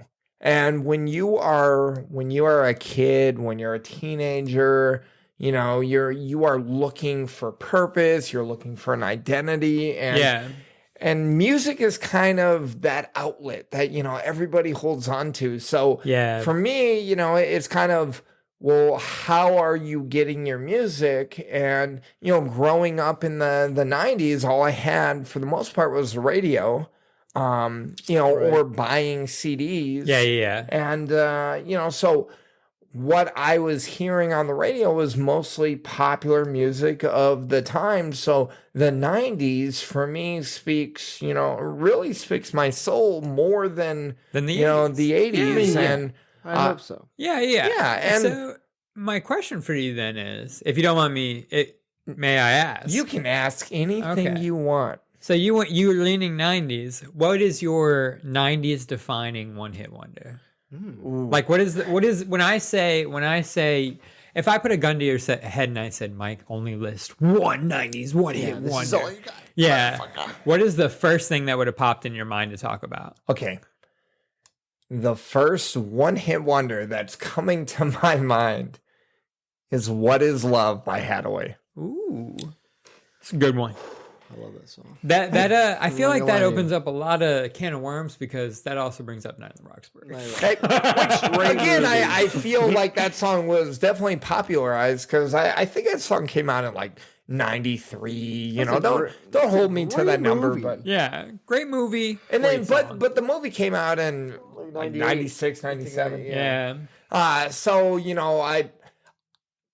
I was probably a little too young in 92, 93 to really know the song. So I don't know how popular it was. Sure. But I know when Night at the Roxbury came out, you were bumping that shit. Oh, yeah. That shit was fire. I think that's a strong 90s. And you said, Zach, if I'm not mistaken, you lean a little more 80s. I do. What would you say? But, I mean... Do you just think there's more 80s I tunes? think maybe there's more, but I think it might be just the fact that we know more 90s artists. Because we're like 90s kind of people. Right. Yeah. You said the other day that Mr. Jones, Counting Crows are not a one-hit wonder, but like maybe someone younger than us might think that they are. Oh yeah, because that's all they hear is Mr. Jones. And I will say that if you go on the internet, because obviously if it's on the internet, it's real. Mm-hmm. Some lists, if you're looking for like 90s one-hit wonders, some have Counting Crows. Right, what I'm saying. Yeah. Do you think that's just because they're older than or younger than us? I personally do. Like producer mom, she might think that some of these 80s bands or songs that we mention here later. She's like, wait, I know those. Right, 80s there's bands. other songs that are good, and you're like, I don't know. And I didn't buy that record. I know that I was having a conversation with Zach about this because there are some of these bands that come to mind for the 90s that I have their album, and I'm like, you know what? Yeah, there are more songs that I like than just this one hit wonder, yeah, for sure. But I guess if I had to say, you just have to kind of think of it as like kind of a general. Did they have one song that was like fucking that defined through the roof, and then they had another one that was just kind of like you don't even know about it. I think the perfect example. Sorry, go ahead. Oh, I was gonna say an example for the 80s. I think is like "Tainted Love." Oh, that's a great example. Because like I'd never heard any of that song by Soft Cell. The only thing, a lot of time that's bar trivia. A lot of people don't even know who sings "Tainted Love." Oh, you're welcome. Remember that when you Soft Cell trivia because Gin&Sofa helped you. Yeah, put that in there. Won a fucking trivia, but like that's a good one. I even think like because here's a good one. Okay, Sweet Dreams. Eurythmics. Yeah. Is it Eurythmics? Rhythmics? I say Eurythmics. Eurythmics makes more sense actually now that I think about it. It doesn't matter. Sweet Dreams are made of this. Mm-hmm.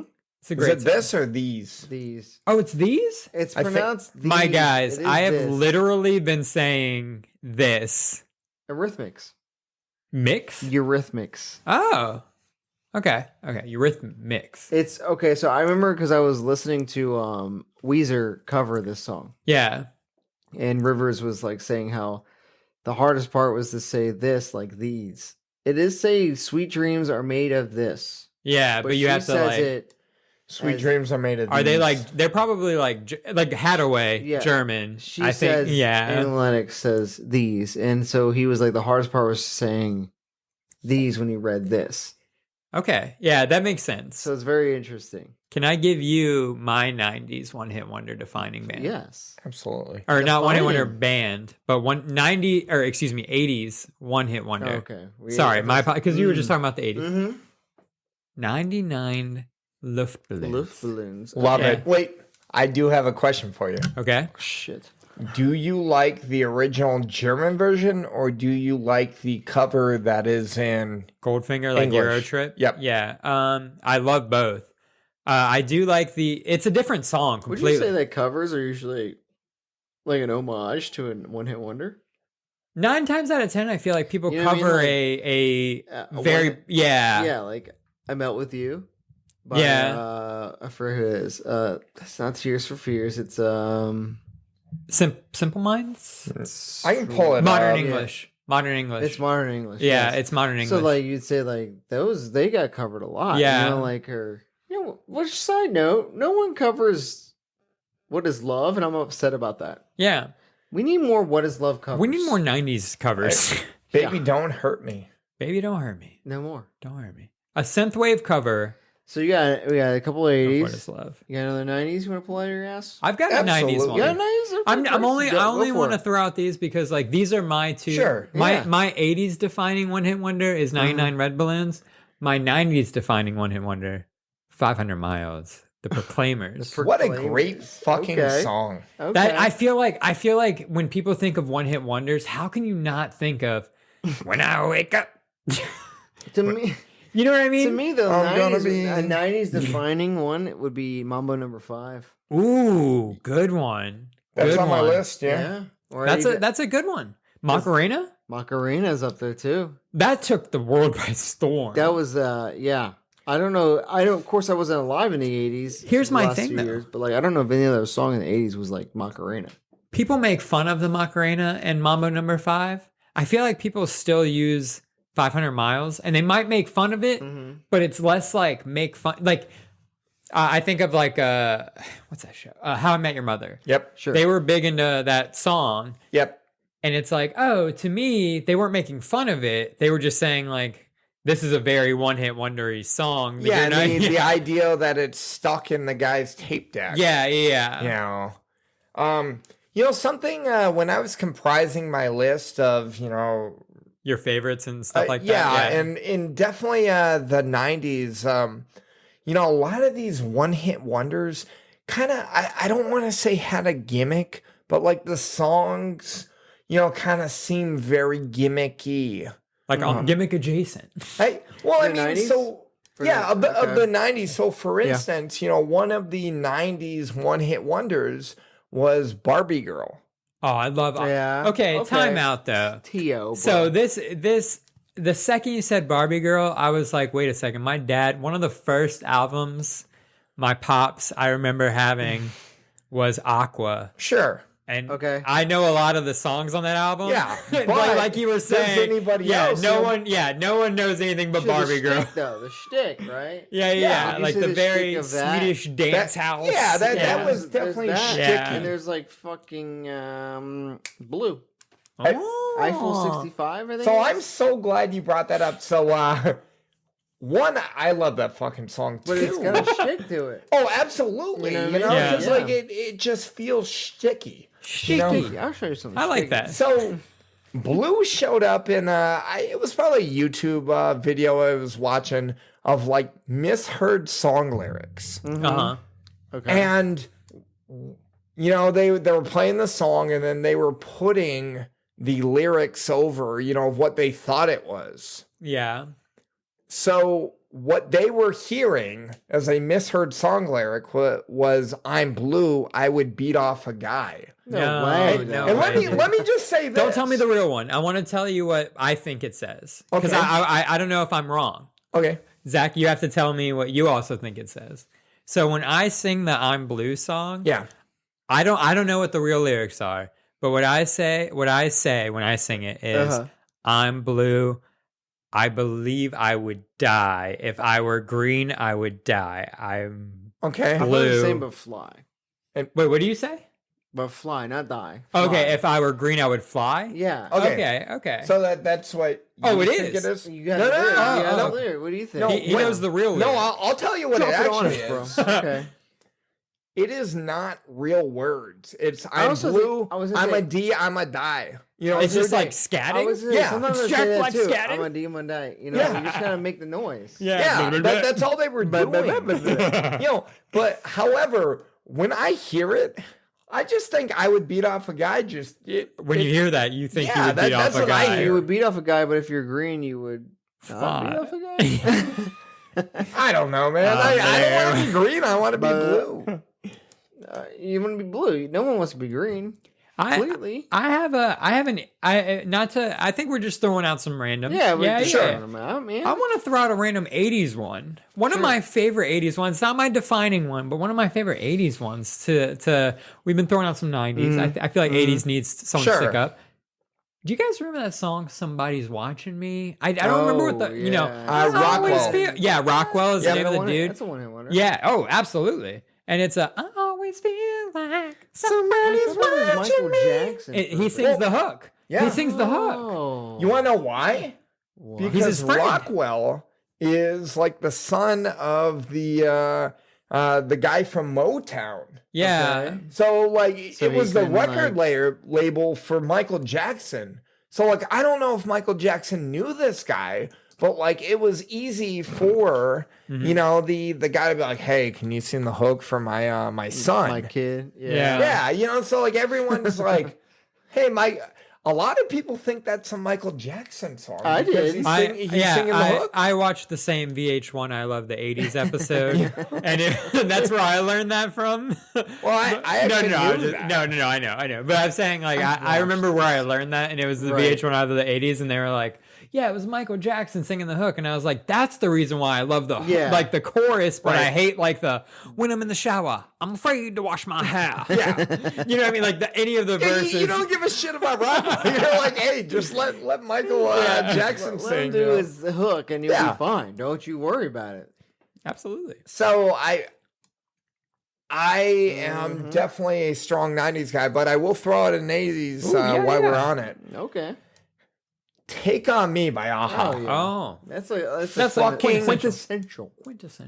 I love that song. Yeah, great tune. I love the original. I love every cover I've heard. There's probably 1,000 covers of it, but like I haven't heard 1,000. I've only heard like 4 very popular covers of it.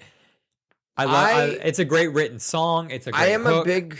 I'm a big fan of covers. However, I'm not a big fan of popular artists covering things. Oh, okay. So like I will generally enjoy like a fan's take on a cover. Okay. Mm-hmm. There is one cover, and I know this is a little bit of a deviation. There is one cover that I actually think is better than the original. And the song is Landslide. And I actually think the Smashing Pumpkins version is better because I think that Billy Corgan's fucking whiny ass voice is a better fit for that fucking OG emo song than Stevie Nicks. You hear that, producer Brandy? Do you hear that?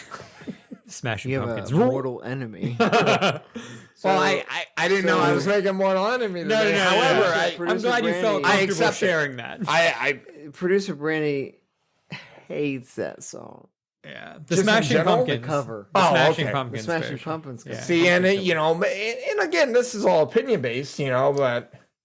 And it's a do you have a 90s one you want to toss out or an 80s one? Anyone you feel like tossing out? The 80s one was when I talked about this morning where I was like, I didn't know they were actually 80s was Come On Eileen. Oh yeah. You thought it was a 70s tune. I for some reason thought they were late 70s, but they were really early 80s. Do you know who sings that? Dexoy's Midnight Runners. Is it Dexys or Dexoys? So it's actually Dixie. It's pronounced or it's spelled Dexy, Dexy or something like that. I thought it had an O in it for some reason. Never mind. No. Wow. I've just been saying Dexoys. Midnight time. But it's pronounced Dixie. Okay, that's interesting. But here's about that song. Yeah. There's a 90s cover of that song, Come On Eileen, by Save Ferris. It's a ska version. Also a one-hit wonder. Like it was in in 10 Things I Hate About You. It was in like a very one of those, like 90s. Yeah, but it was like covered. What a great movie. Yeah, it was so Come On Eileen I knew was coming up in the 80s and I was like yeah. Okay, I have a question for you then. Okay. What do you think is the Billy Zane one-hit wonder of either the 90s or the 80s? So not the quintessential, but like the cream of the crop never got its due. Got its due. I've got one for you. I wrote this down. Yeah. How Bizarre. I've got it on my list. Yeah, that is such a great tune. You listen to that if you're in a bad Billy mood. Zane though. To me, that is. Do you know who sings that? OMC. Yep. Yeah. What about okay. If you're ever in a bad, you guys listen to talk radio on your way into work. Switch it to How Bizarre. Try that out on your way, and you're gonna be like, "Whoa." Much better day. And again, I feel like that gets back to the whole like it just feels gimmicky. Oh, okay. Yeah, that style could only work one time. Which is why I think that those became one-hit wonders. They were weird. So for instance, like Eagle Eye Cherry, Save Tonight. Yes. I don't feel like there's anything gimmicky in that song. Have you listened to anything else from him? No, I haven't. I'm just curious. No, so gimmick was that is somewhere. Like if he had anything else that was decent. I don't have the album. So I can't say that I have, and I can't say that anything is better. If anything else is like semi decent, you know what I mean? He probably did if like we asked someone that grew up in the really grew up in the 90s. He's really close to being like a one-hit wonder. Like he's really adjacent, but like Sugar Ray.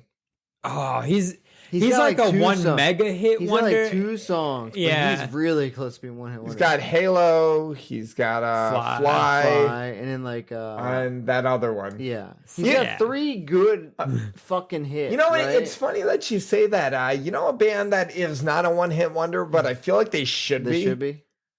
Incubus. Whoa, I know that is a hot take. That's a blue white hot. Notice how quiet it got this thing. Okay, so what is there one good song to you? Listen, Kellen, if you're listening, I'm sorry. I don't know this guy. Yeah, this is Zach's friend. Here's what I'll say about Incubus. Incubus is one of those bands that they put their singles put a lot of there's a lot of production right now, and they're not even their best ones. Megalomaniac, Poly or Anapoly. Oh yeah, Animali. Thank you. Trash. No, both great. Yeah. That's not even any good songs. That's from Megalomaniac. The only good song from there is Talk Show on Mute. Fuck, I hit my hand. Just hit my arm. You want Incubus to be a one-hit wonder. So what I'm saying really is fighting for that. I feel you know what else is one-hit wonder? Metallica. Jesus. No. Standards. So with Incubus, I just feel like when they get out of their couple singles, me personally, it is hard for me to this is not Jimmy Eat World. You know, this is not a band that, I'm like, hey, the single brings me in. Yeah. And I listen to the album, it is fucking gold. Sure. It's fire. Okay. If I do own a couple Incubus albums. Sure. And it is just for the single. It's just to listen to Drive over and over again? No, it's to listen to Stellar and Pardon Me. Drive, Pardon Me. Yeah. Yeah. Okay. Drive. So I've got one that I feel like people forget is a one-hit wonder. Okay. Mbop. Yep. That's on my list. Hanson, I feel like never had another song, but I feel like they're still touring, bro. I know. Isn't that Off insane? of Mbop? One fucking song. That blows my mind away. I know people that are Hanson fans, and I'm like, how is there another song? Yeah, right. Besides Mbop. Yeah. Bro, here's another one that's I know we keep going one hit wonder adjacent. Yeah. I know you love them. You love this band. You probably do too. Third Eye Blind. Oh, I love Third Eye Blind. You're blowing my mind right now. Adjacent. Because adjacent. It's on 90. Yeah. Okay, on so those. you got yeah. fucking Semi-Charm Kind of Life. Semi-Charm Kind of Life. You got Jumper, and you got the other one. How's it gonna be? How's it gonna be? Yeah. Yeah, but you can take those 3 songs, and that's it. Yeah. I mean, I agree. Mike, you probably like Third Eye Blind a lot, but you have to agree. Yeah, you have to agree. They're one hit wonder. What I'm saying is that they're adjacent. Yeah. I hear what you want to go Incubus. I'm just saying, you want to throw Incubus. Oh yeah, you want to throw Incubus. You gotta throw it back. I hear what you're saying. Okay. So I'll agree with it. I hear what you're saying, but fuck you. No, I'm not even saying that. I feel like we've, I'm definitely a 90s guy, and I feel like we've been going 90s, but I'm going to keep it going. Yeah, 90s? Okay. All right. Counting Blue Cars by Dishwalla. Dishwalla. Is that, okay, so when you said that, is that the one that goes tell me all your thoughts on God? Yep. Okay, then I know that song. Yeah. Because I'm on my way to see her. Because I'll say this. Because I'm Eddie Vedder. Yeah, I don't... That is one of the bands that I remember. I bought the album for $1, and to good investment. Yeah. Well, did you get a second investment? You don't like any other songs? No. And that is one of. I know it's been $1 and shit. So I'll just go ahead and say a couple that I have that are on this list of one hit wonders that I absolutely love. But Dishwalla, that is the only song that I can name. Is by that, Cars. That makes sense. And I have the album. The other and I have the album. Yeah. The other band that is technically a one-hit wonder is Semisonic, Closing Time. Yeah, I can't think of another song. That's me and producer Brandy's song. Your song? That's our song. No you know way. what that song's about? Yeah. closing time at a bar. Don't you fucking ruin it for us. Yeah. That's their song, bro. That's a song, dude. He's gonna tell you. I know. No, I'm not gonna tell you shit. Tell me what you got. So the song is actually, he wrote this song. What you got, Shorty? Anyway. He wrote this song about his son being born. Oh. So what, like fun's closing? Fun times are closing. It is about closing that chapter of his life. So you don't think it's a one-hit wonder, though? No, I have the album. I think it's fucking great.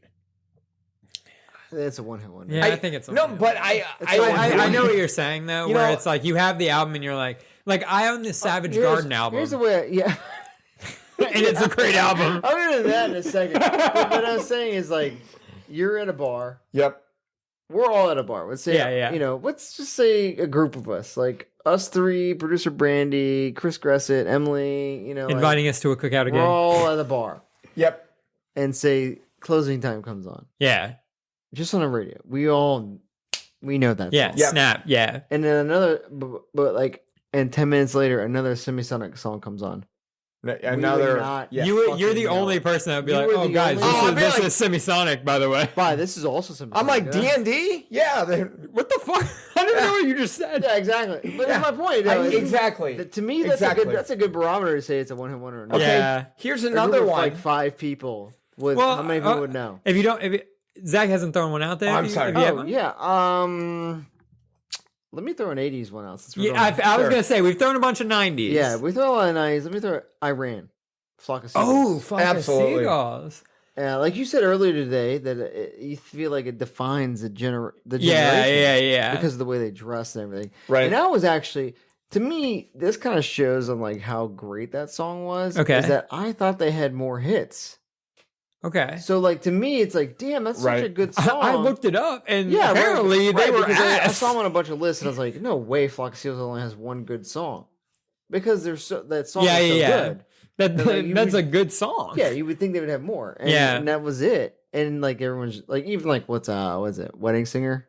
Where dudes dress up like it. Yeah. Right. Like, the dress up like a band for one song is a bit aggressive, I think. That's another, like, it's so iconic with that giant, like, relax. Or excuse me, relax. That's another one. Yeah, sorry, I meant to lead into the next '80s one-hit wonder. But the haircut from the one-hit wonder and the suit, the jacket, the jacket, yeah, for real. But like, yes, go ahead. Sorry, I didn't mean to prematurely jump into your next song. Jump into the next. I wanted to follow up another '80s one with an '80s one. Relax, yeah. That's such an iconic song, and so iconically one-hit wonder that's part of a joke in a movie. Like, Zoolander makes it a joke. Yeah, like, Mugatu is like, I'm super cool because, exactly. You know what I mean? Right. Like, that's a pretty good, another good barometer of a one-hit wonder. Are you made fun of? Yeah, like, for how... If you're made fun of, people will know what the joke is. Yeah, like, if they say, make fun of a song and no one even knows what the fuck it is. It's like, what? No point. Yeah. Like... Yeah, I mean, that's a good one. Yeah. Relax.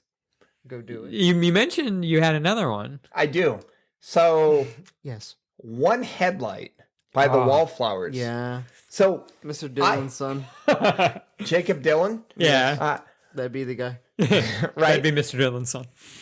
I think that is a phenomenal album, and that is one of the albums that is one of the albums that I can listen to from start to finish. And One Headlight is not even my favorite song from them. Yeah, but it's still one-hit wonder. I don't you sit here and sell that. Why don't you try, bro? He's just saying go back and buy that album. Like, because I own the album, because, I am a fan. I don't necessarily see them as a one-hit wonder, but I accept them. Guy. Yeah. Yeah. Whereas... Would I like what it, about Mike? Papa Dylan? You a Papa Dylan fan? I'm a big Bob Dylan guy. There is one song from him that I like. One. So he's a one-hit wonder to you. Yeah. Bob Dylan's a one-hit wonder, dude. Iconic one-hit wonder, Bob Dylan. Yep. Bob Dylan, that motherfucker made one good song. Should I buy the album, Mike? We have similar tastes in music. Should I buy the Wallflowers album? You shouldn't buy the album. You should buy a record player and get a vinyl. Do you have the vinyl? How? I don't. Does it not hurt you guys' feelings that you just said buy a 90s album on vinyl to play a record? No, it doesn't hurt my feelings. When our parents were buying 70s Oh yeah. And we're like, dude, buy this one. It's like 30 years old. Ain't that bad? Yeah. Like, sounds pretty sick when it's a sick 30-year-old album, bro. Again, I'm a fucking hipster, so if you're gonna buy anything, buy it on vinyl. Yeah, I get that. You're missing the whole point of the question. He feels old. I get it. Yeah. I got one for you. Yeah. All right. Here's a 90s Slap it on one. my face. Too sexy. Yeah. Right Said Fred. Is that 90s? Yeah. Yeah. I think so. Yeah, I think so. Yeah. It's 90s. Yeah. Because I remember, like, you know, my mom was a single mother. She had a lot of dates. Okay. And I remember a very vivid memory, randomly, of being in this guy's apartment while my mom and this guy had a date. And I had to sit on his couch while my mom ate spaghetti with this guy. Yeah, my mom was on a date with this dude. And you know what she was doing. She wouldn't let you stay at the house and just play video games. Bro, I was yelling. Yeah. But I'm just saying, I very vividly remember that being a 90s one-hit wonder. I had to turn up that song a lot. Fuck, man, I don't even know. Increase the volume. Maxed out. Mom, get bigger speakers, please. Yeah, she was, you know. More bass. I can hear the deep thuds. Do you have one? I was gonna say, I Just Died in Your Arms. Ooh, good one. Meatloaf? No. Meatloaf is not a one-hit wonder. No, Meatloaf isn't a one-hit wonder. What is the one? It's Cutting Crew. Cutting Crew. I just died. You know what I find the most about these 80s one-hit wonders? A lot of them are just using memes and videos. Yeah. A lot. You know what I mean? Is Berlin considered a one-hit wonder? Yes, for us. I feel like for United States. From Top Gun? Yeah. But I mean, like, for like us. Even Danger Zone, is, I think, us is a one-hit is that wonder. Kenny Well, Kenny Loggins, I feel like, has a couple. I know, but, like, come on. Sure. Like, nothing is more iconic than that. I think if you take the gap between this top song and the second top song, you can say he's a one-hit wonder. I'll never forget, VH1 had, like, I forget what it was actually called. It was like bringing like a band back together to like reunite, you know, for an episode, you know, do a concert. And Zach and I were watching Berlin. And they put I don't even remember this. Zach, you don't remember this? You might when I say this next part, but Berlin. Where was it? Or your house or his house? It was my house. Okay. Berlin, I feel like every fucking person in that band played the keyboard.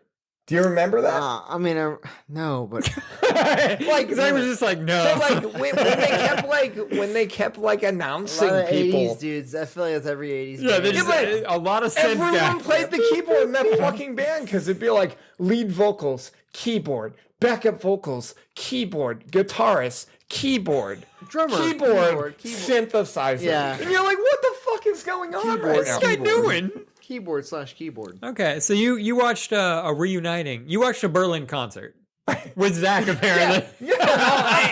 All we remember is that fucking Top Gun song. Everyone loves keyboard. Yeah. Okay. Yeah, but the thing is, I remember "Died in Your Arms." I just remember that like Darth Vader video where he's just like, "I just died in your arms tonight." And I don't remember that. Really? No, that might come up in another episode. Another episode, perhaps. Yeah, and perhaps another episode. It's just literally like Darth Vader. Just is it? Well, I meant just is it an early internet video? Perhaps? I would say it's an early internet video. Okay, then yes, it might come up in another episode.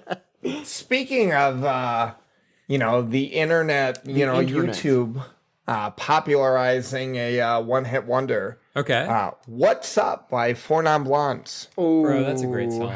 Chris loves that song. Actually, because her dad loves that song. Yeah. Who's dad?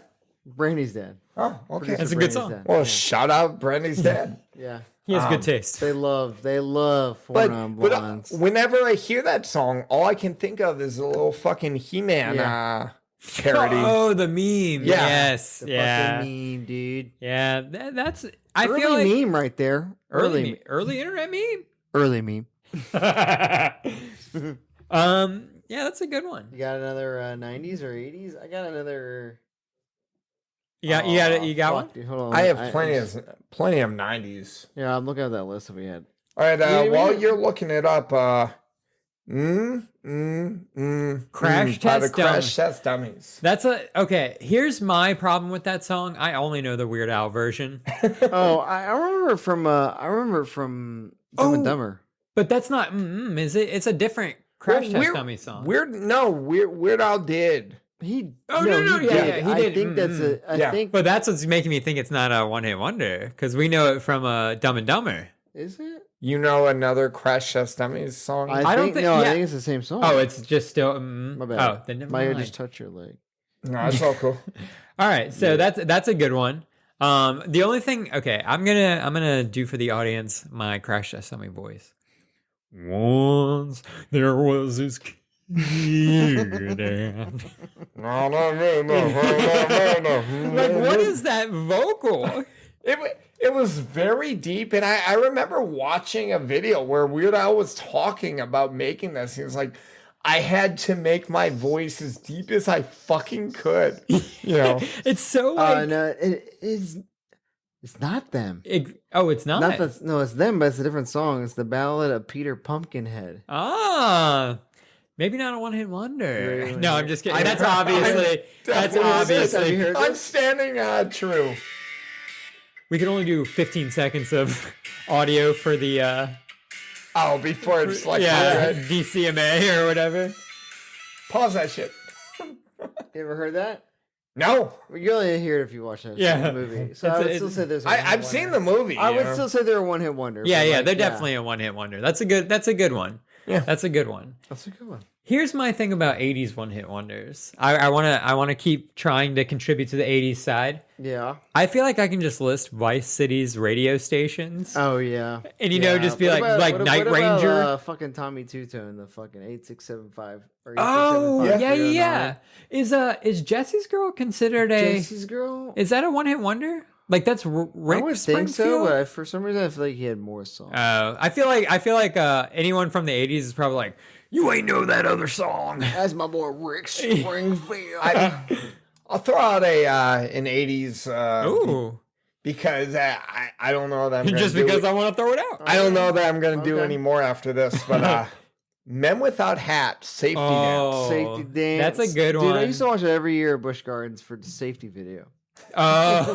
And that's what, again, when I say these 80s songs become just memes almost. Yeah, like they become such a one-hit wonder. They're known for, like, stupid being shit. cringy. Yeah, exactly. Yeah. You just, it's funny. That's the only thing you're going to provide. What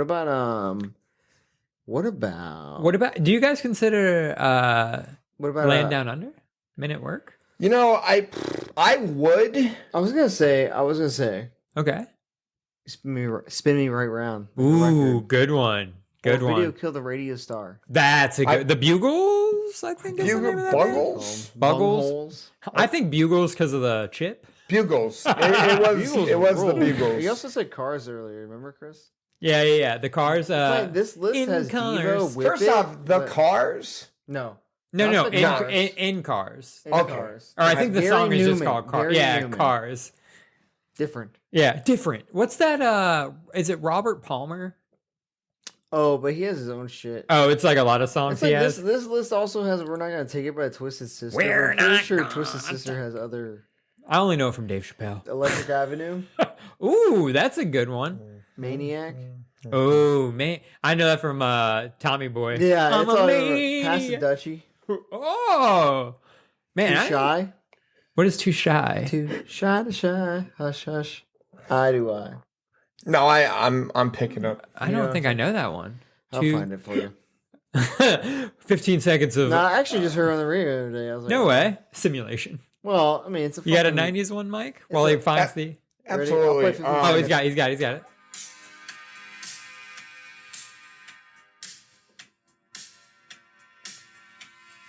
God damn it. Maybe we need the vocals. All right, yeah, I'm gonna pause it. Kill it. Okay. I did cut 14 seconds. That was 14 seconds? Yeah. Wow, you're good at Mike. Here you go. Ready? I was watching. I was giving you backup. All right, All right, here we go.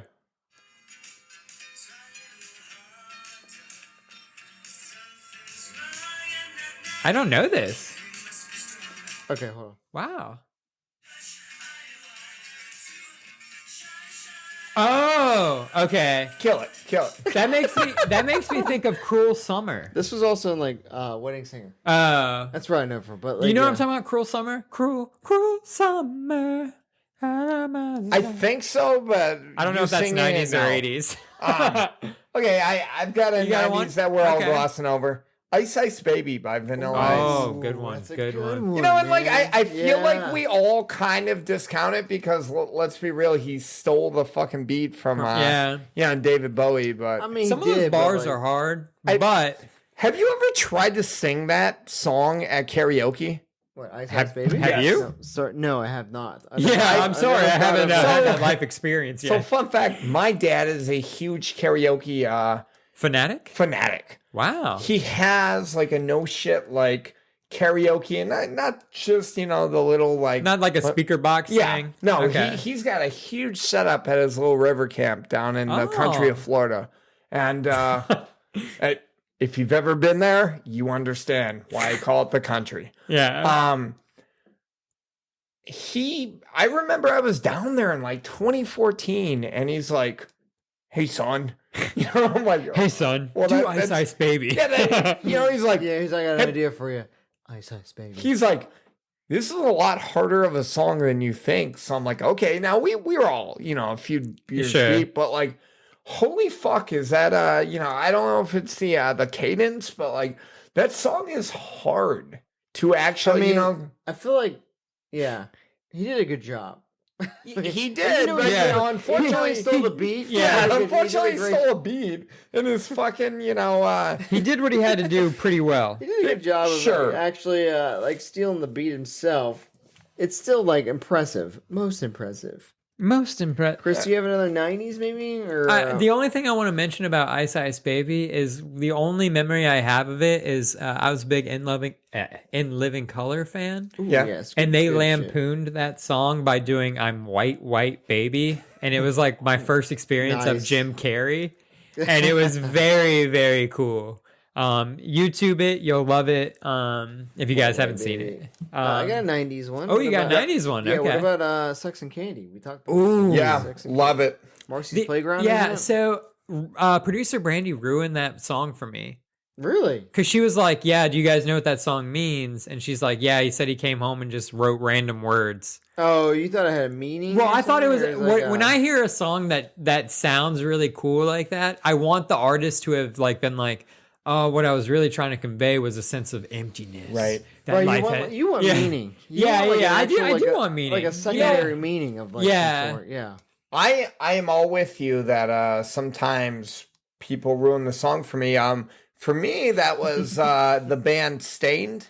They have a song called Epiphany. And the music video of Epiphany is this kind of like Sleepy Hollow, like, these like lovers, and they're kind of, in 1800s. What the song is actually about is him struggling with ADHD. And I'm not saying that's not a struggle, but like, I listen back, I'm like, oh, I totally understand. When he's like, I speak to you in riddles, I'm like, okay, like I get it, but you just ruined it for me, so go fuck yourself. It's no longer how I took it. I took it as this, this love song. Yeah. So, whoa, did we say Tainted Love? I think that's what you started with. I think we started with Tainted Love. Okay, I wanted to make sure. Yeah. I know we mentioned. We've clearly had a couple of them, but I don't know if we mentioned Tainted Love. We started with Tainted Love, and then we got immediately into Sweet Dreams. Okay. But we did start with Eagle Eye Cherry actually. But, I want to make sure. Yeah, that's a big one. That is a big one. So, go ahead. Okay. Have any of you heard of Bone Thugs and Harmony? Absolutely. Crossroads. Right? Here's the problem. No, I'm not there. Okay. So we all know Bone Thugs. Mo Thugs. What? It was Bone Thugs like collaboration, so it was like they had a song called Get Out Cowboy. Wow, I've never heard of this. This song fucking slaps and reminds me of my childhood. I'm writing this down, Mike, because I want to look this up afterwards. And then it always gives me this imagery of somebody in the 90s trying to rob a bank on horse. Now, it's talking,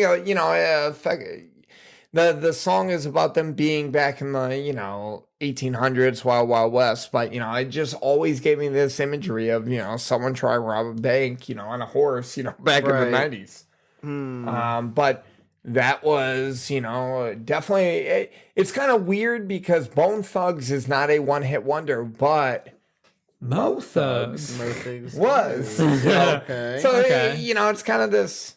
I hear you. I hear you. Does anyone have any other ones they think we might have glossed over? Absolutely. Oh, is that the 90s or Life is a Highway? Life is a Highway. I only know that from Rascal Flatts. Yeah. Yep. It's from the 90s, and the singer was Tom Coltrane. Oh. Yeah, so Rascal Flatts covered it. Oh. Well, that explains it why I hate it. The other one, Bittersweet Symphony by The Verve. Oh, yeah. Okay, so I may get this wrong. I didn't fact check this story. I remember a story about that song. I'm listening. If I'm not mistaken, The Verve sampled Rolling Stones. Yep. And the Rolling Stones sued them and won. Yep. And that's why The Verve are no longer a band. Effectively, yeah. Yeah. Really? A lot of royalties were given to Rolling Stones. Now, their biggest hit was like halfway stolen. So Yes, and I will say that maybe I'm tone deaf. I don't fucking know, but I have listened to the song that they said they sampled from. I personally don't hear it. It's just that. Yeah, but that wasn't it. What song? It's like some Rolling Stones. It wasn't shit. even one of the it's not a hit. I'm not it's the not biggest Rolling Stones fan, but it wasn't it's not one of the top 10 Rolling Stones that I think of. You mentioned The Verve. Can I mention The Verve Pipe with Freshman? Yes, you sure fucking can. Go on. Yeah, and then when you say that, I'm gonna say Brick by Ben Folds 5. Ooh. I mean, the only reason why I want to have discussion with you on this is only because, I think of Ben Folds 5. Also, I think of I love Ben Folds. Yeah, but they're two separate things. I know. Yeah. It's like when you were like Mo Thugs is different than Bone. Yeah. I know. It's weird. But I get it. You play lawyer ball. I like it. I do what I do. Weird. Yeah. I'm going to go back to the 80s. Oh, you got some 80s ones? Your Love by the Outfield. That's a good one. I love that song. That's a good song. Is it Emery that does the cover? No, they do Holding Out for a Hero. There's a couple other bands that do it. There's two different covers. Yeah, I love that cover, by the way. Midtown does the yes. Yeah. I love that song though. That's a great. You know what my favorite lyric of that song is? You know I like my girls a little bit older. I just want to. It's just such a good. That's a great one-hit wonder. Great throw. Forget about that one. Who sings "Wrapped Around Your Finger"? I feel like that's a one-hit wonder. Wrapped around your finger. How does it go? I'll be wrapped around your finger. It was on my my Punk Goes 80s. Oh, no, I honestly don't know it. Lunatic Fringe. Lunatic Fringe has that one? No. Okay.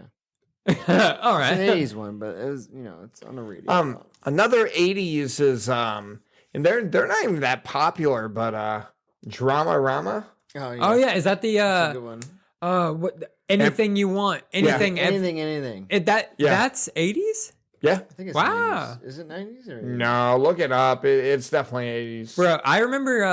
I think it's late 80s, but it's 80s. Something Corporate or Jack's Manic. Some Andrew McMahon in general, whatever one of his bands does a cover of that song. Does he? It's really fucking good. I'll need to look it up. It's good. He does one? It's very cool. Because I am a big Andrew McMahon fan. For some reason, I always say McMahon. I don't know why. I know it's McMahon. 85. Maybe it is McMahon. Wow. Drama Rama 85. Yeah. No, you're right. It's because he spells it the same way as Vince McMahon. No, I think it is McMahon. I don't fucking know. I have a signed picture of him. dope. Yeah, like I don't know. My friends, Sick, dude. yeah, I've seen him in concert a few times. You know, I don't have cool. any signatures from him, but cool. My friends got it for me one time for like a birthday gift. It was very nice, Lindsay. If you're listening to this, I still remember that gift. Thank you, so Lindsay. much. You're sweet. It was first sweet person. featured on Nightmare on Elm Street 4. Oh, So it was semi. I love when you find out songs like that. Like that feels like a '90s song. It came out in '85. That was before. I feel like if that band came out, yeah. To me, it feels like a quintessential '80s song. Really? No, it definitely feels like pop punk to me. Like late 90s. Yeah. See, and it definitely, to me, it feels almost like that, like 80s, not quite hair metal, you know, just kind of like it just. Cherry covered them. Ew. Gross. For Road Trip. For Road Trip? Good movie. Yeah, good movie. Terrible choice for dad rock, butt rock. All right, so 90s, Good Vibrations by Marky Mark and the Funky Bunch. That's Marky Mark? Yeah. Like Melvin Smiley? Melvin Smiley. Reference to an old Gin and Sofa episode. Yeah. Melvin Smiley released Good Vibration. Another one. Really? This one was really big for me in 5th grade, 1999. Lit, My Own Worst Enemy. Great song. That was the 90s? Yeah. Apparently 1999. That's a Cutting it close, my friend. But no, that's a great. I'm glad you brought that up. The only reason why is because you remember how you were talking about like you owned a couple of albums and you're like, yes, they're a one hit wonder, but that's one of the bands that I owned an album. And I have they them have too. Ziploc. Did you ever listen to that song? I assume I have their greatest hits, which, you know, like... Their greatest hits is probably their first album. Yeah, you know, it's like, how can it be a greatest hits, but they're a one-hit wonder? But I mean, hey, if you don't think that... I mean, because... No, they're a one-hit wonder. I know other songs. Yeah, Ziploc. Have you listened to Ziploc? They're my favorite song right now. I'd like to say yes, but It was in a Malcolm in the Middle episode. Just FYI, I love Malcolm that does nothing for me. It should. Yeah. Breakfast at Breakfast at Tiffany's. Deeply something. I think it's the band now. Ooh, Tiffany. Right? It's Tiffany. Tiffany. Yeah. That's 80s, I believe. Yeah, that is Tiffany 80s. That song, I feel like we talked about it with producer Brandy's Tiffany dad. Had a couple. She might have had a few. Yeah, like for what some about reason, Kids in America? Ooh, who does that? I don't know because I know all the cover songs. Yeah, like that new. Is it the one there? It's like we're the kids in America. Yeah. Whoa. Yeah. I just know the MXPX version. Don't you forget about me? That's Simple Tears for Fears, right? No. Don't you forget Simple Minds? The ones from Breakfast Club. Simple Minds. Because I know they originally asked Billy Idol to do it. Oh, really? Originally by Kim Wilde. Simple Minds? No, Kids in America. Oh, nice. Kim Wilde. That was in a Digimon movie. Yeah, so I guess it was just covered by 1,000 people. Kids, 94. 94. And what was the one you're looking about? Don't You Forget About Me? Yeah.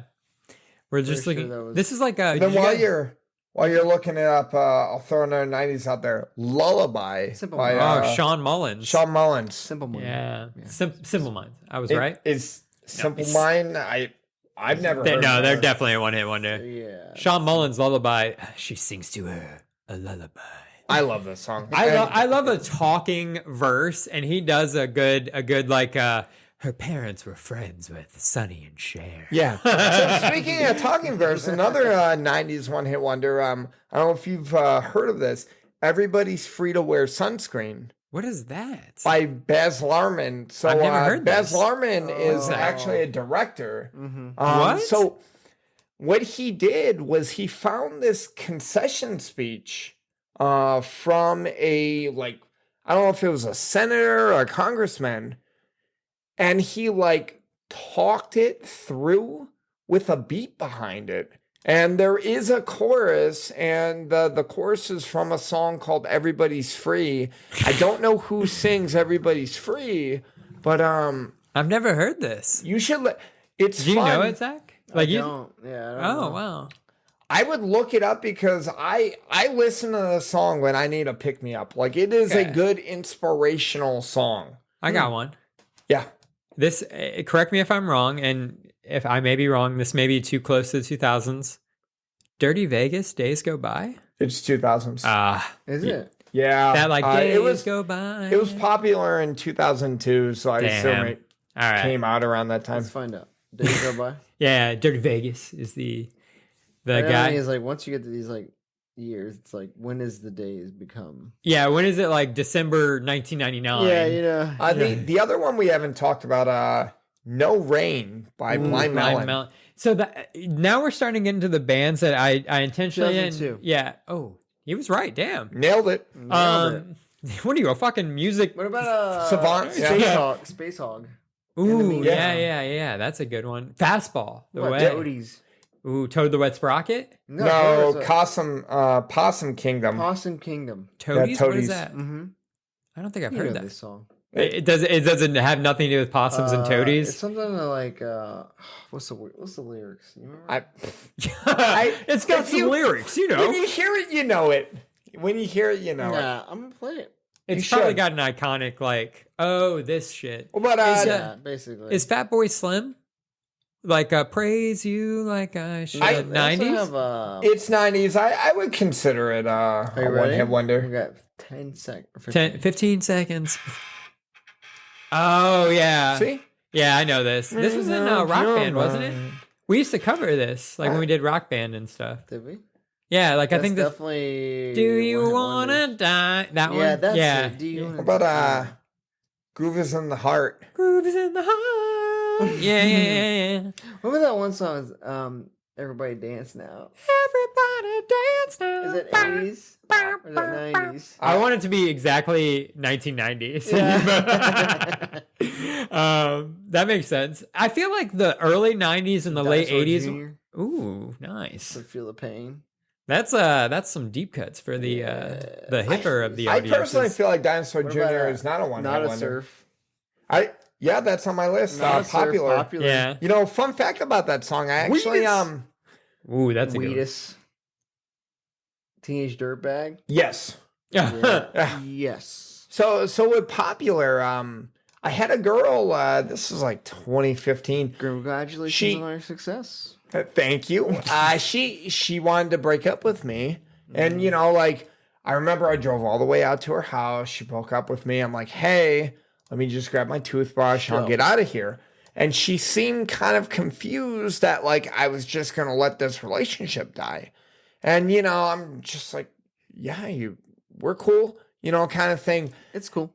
And when I'm leaving, you know, I'm like, she, I think, was weirded out by the fact that I was so nonchalant with the fact that she wanted to break up with me. Maybe she wanted more of a production. Mm-hmm. I quoted, I was like, hey, you might be confused by my demeanor, but you should listen to the song Popular by Nada Surf and you'll understand. And she seemed pissed off that I was giving her fucking homework, you know. Right. Yeah, but you know, Popular. Did she text you back and did she text you later and be like, I listened to it? I understand. No, we never talked again. No. Okay. Get the point across, I guess. Another 90s song, Just a Friend by Biz Markie. Yeah. Biz Is that Markie. 80s though? No, No, it's 90s? Okay, wow. Yeah. Dang. Is it 90s or 2000s? It's 90s. Wow. It's like early 90s too. Okay, then. Well, I feel like it was way later when I discovered it. Wow. So, to wrap it all up, I suppose. You think? Yeah. I got one more to end it. Yeah. Everyone gets one more to end Bring it home. How about that? All right. You go first. I'm definitely not ready. Yeah. Okay. You had one more to end it. All right, well, fine. Then my last one would be Baby Got Back. Ooh. By Sir Mix-a-Lot. Very, very good one-hit wonder. Yeah. Very 90s, very one-hit wonder. If that's a closer of a one-hit wonder. Yeah, I don't know what else would be. Yeah. That defines, I think. That's a very good bookend to like a 90s sound you can have for one-hit wonders. Right. Like we had all these 90s like indie alternatives and then boom, Baby Got Back. Would you say this is a kind of a abuse of the name? Okay. He was the Fresh Prince at the time. Oh. The theme song for the Fresh Prince. Bel-Air. Okay. He wasn't Will Smith at the time. I mean, we've let him do Mo. Sure. Yeah, but I mean, Mo Thugs had more than one you know what I'm saying? artist. No, he wasn't Will Smith. He's a different. Yeah, he was a different guy. A different guy. That's an argument to be made. But the same person. Yeah, but then we can get into the argument: did Will Smith even have any other popular songs? Miami, Jiggy with Getting it. Jiggy with it. Sure. Men in Black. Sure. Yeah, Wild Wild West. Every movie he's been in? Every movie. Sure. Keep going. I guess so. Yeah. Chris, bring it home for us, brother. Man. So, I'm kind of debating on to end with either one of these '80s ones or one of these. Well, we missed both. Just bring them both up. How's that? Well, I don't know if I have both. Is the problem? Okay. But all right, so. One of the ones that I want to bring up because brings up Marilyn Manson and kind of sort of things. Do you guys remember New Radicals? Yep. You get what you give. Yeah. That's one of those like mixed a lot of genre. And when you say gimmicky, this is the song I think about for Marilyn gimmicky. Manson was so mad that this guy brought him up and said he'd fight him. Yeah. And in my head, I'm like, okay, sorry. I've seen a VH1 special about One Hit Wonders, and this guy was like, "Yeah, I really respect Marilyn Manson." Yeah, and like in my head, I'm like, "You pussy," because he also called out Courtney Love and Hanson. The other one I want to bring up because we haven't brought this up at all, and this is my closer. Chumbawamba. Oh, fuck. It's on my list. Good one, dude. It's on. Oh, I'm sorry, Mike. It's on your list. It's a good one. Yeah, but we're wrapping up. So, no, you're right. How many you got on your list? How many you got left on your list? You got a lot? He's got 6. a lot. 6? That's a lot. Let's 5? Quick fire him. Yeah, quick fire him off and let's see if anything sticks. Send me on My Way by Rusty Roots. I don't Tonic. If you could only, that's a good one. Tonic, if you could only Tonic. see, if you could only see the way. Send me on my way. Steal My Sunshine. Oh, bro. Okay, real quick, Grifter Dad story. My dad loved that band, LFO. Yeah, my dad loved. No, LFO. it's not LFO. It's Len. Len. Sorry, LFO did Abercrombie and Fitch, whatever. Len. Real quick. I remember my dad driving and just like blasting that song, and like me being over and over again? Yeah, like not that song over and over again, but blasting that album to the point where I heard this song so often. Yeah, and like you ever like meet those people, and I think we're kind of these people. The kind of person that like if it comes on TV, they still gotta watch it even though they got the VHS. Yeah. If it came on 94.9, The Point. Yeah. My dad would be like, turn that shit up. He loved turn my headphones up. that song. Huh. Just turn random. my headphones up. Yeah. Turn my headphones up. Yeah. Just random dad story for you guys. Thanks, man. Funsies. Yeah. All right. Rapid fire your other my last two, I'll Be by Edwin McCain. That's a good one. I wonder. Gross, but okay. Sure. And then last one I have on the list is This Is How We Do It by Montel Jordan. Good one. What about Jump? Ooh, Crisscross. What about Master P? Make him say, Yeah, nah. I feel like he's got more than one, but I couldn't name it. Yeah, who really knows? I mean, he was more of a producer, I think. I will say, I would love for the audience to hit us up on Gin&Sofa Pod and let us know which of the side they fall on, 90s or 80s. We brought up a lot more 90s, I think partly because we grew up in the 90s. Right. Like, the things that come into our mind are the things that, like, we listen to versus, like, other, Right. Yeah. So just let us know. And I think this was a lot of fun. Personally, I gotta lean more 90s. Oh, I feel like you would. I mean, I think you already know. But I barely lean more. Like Mike seems to have jumping off the cliff. Yeah. For the 90s, I'm like in a shade of gray. In the 80s, if you want, but I mean, yeah. I'm gonna let the listeners tell me what I should do. Yeah. Yeah. Let us know.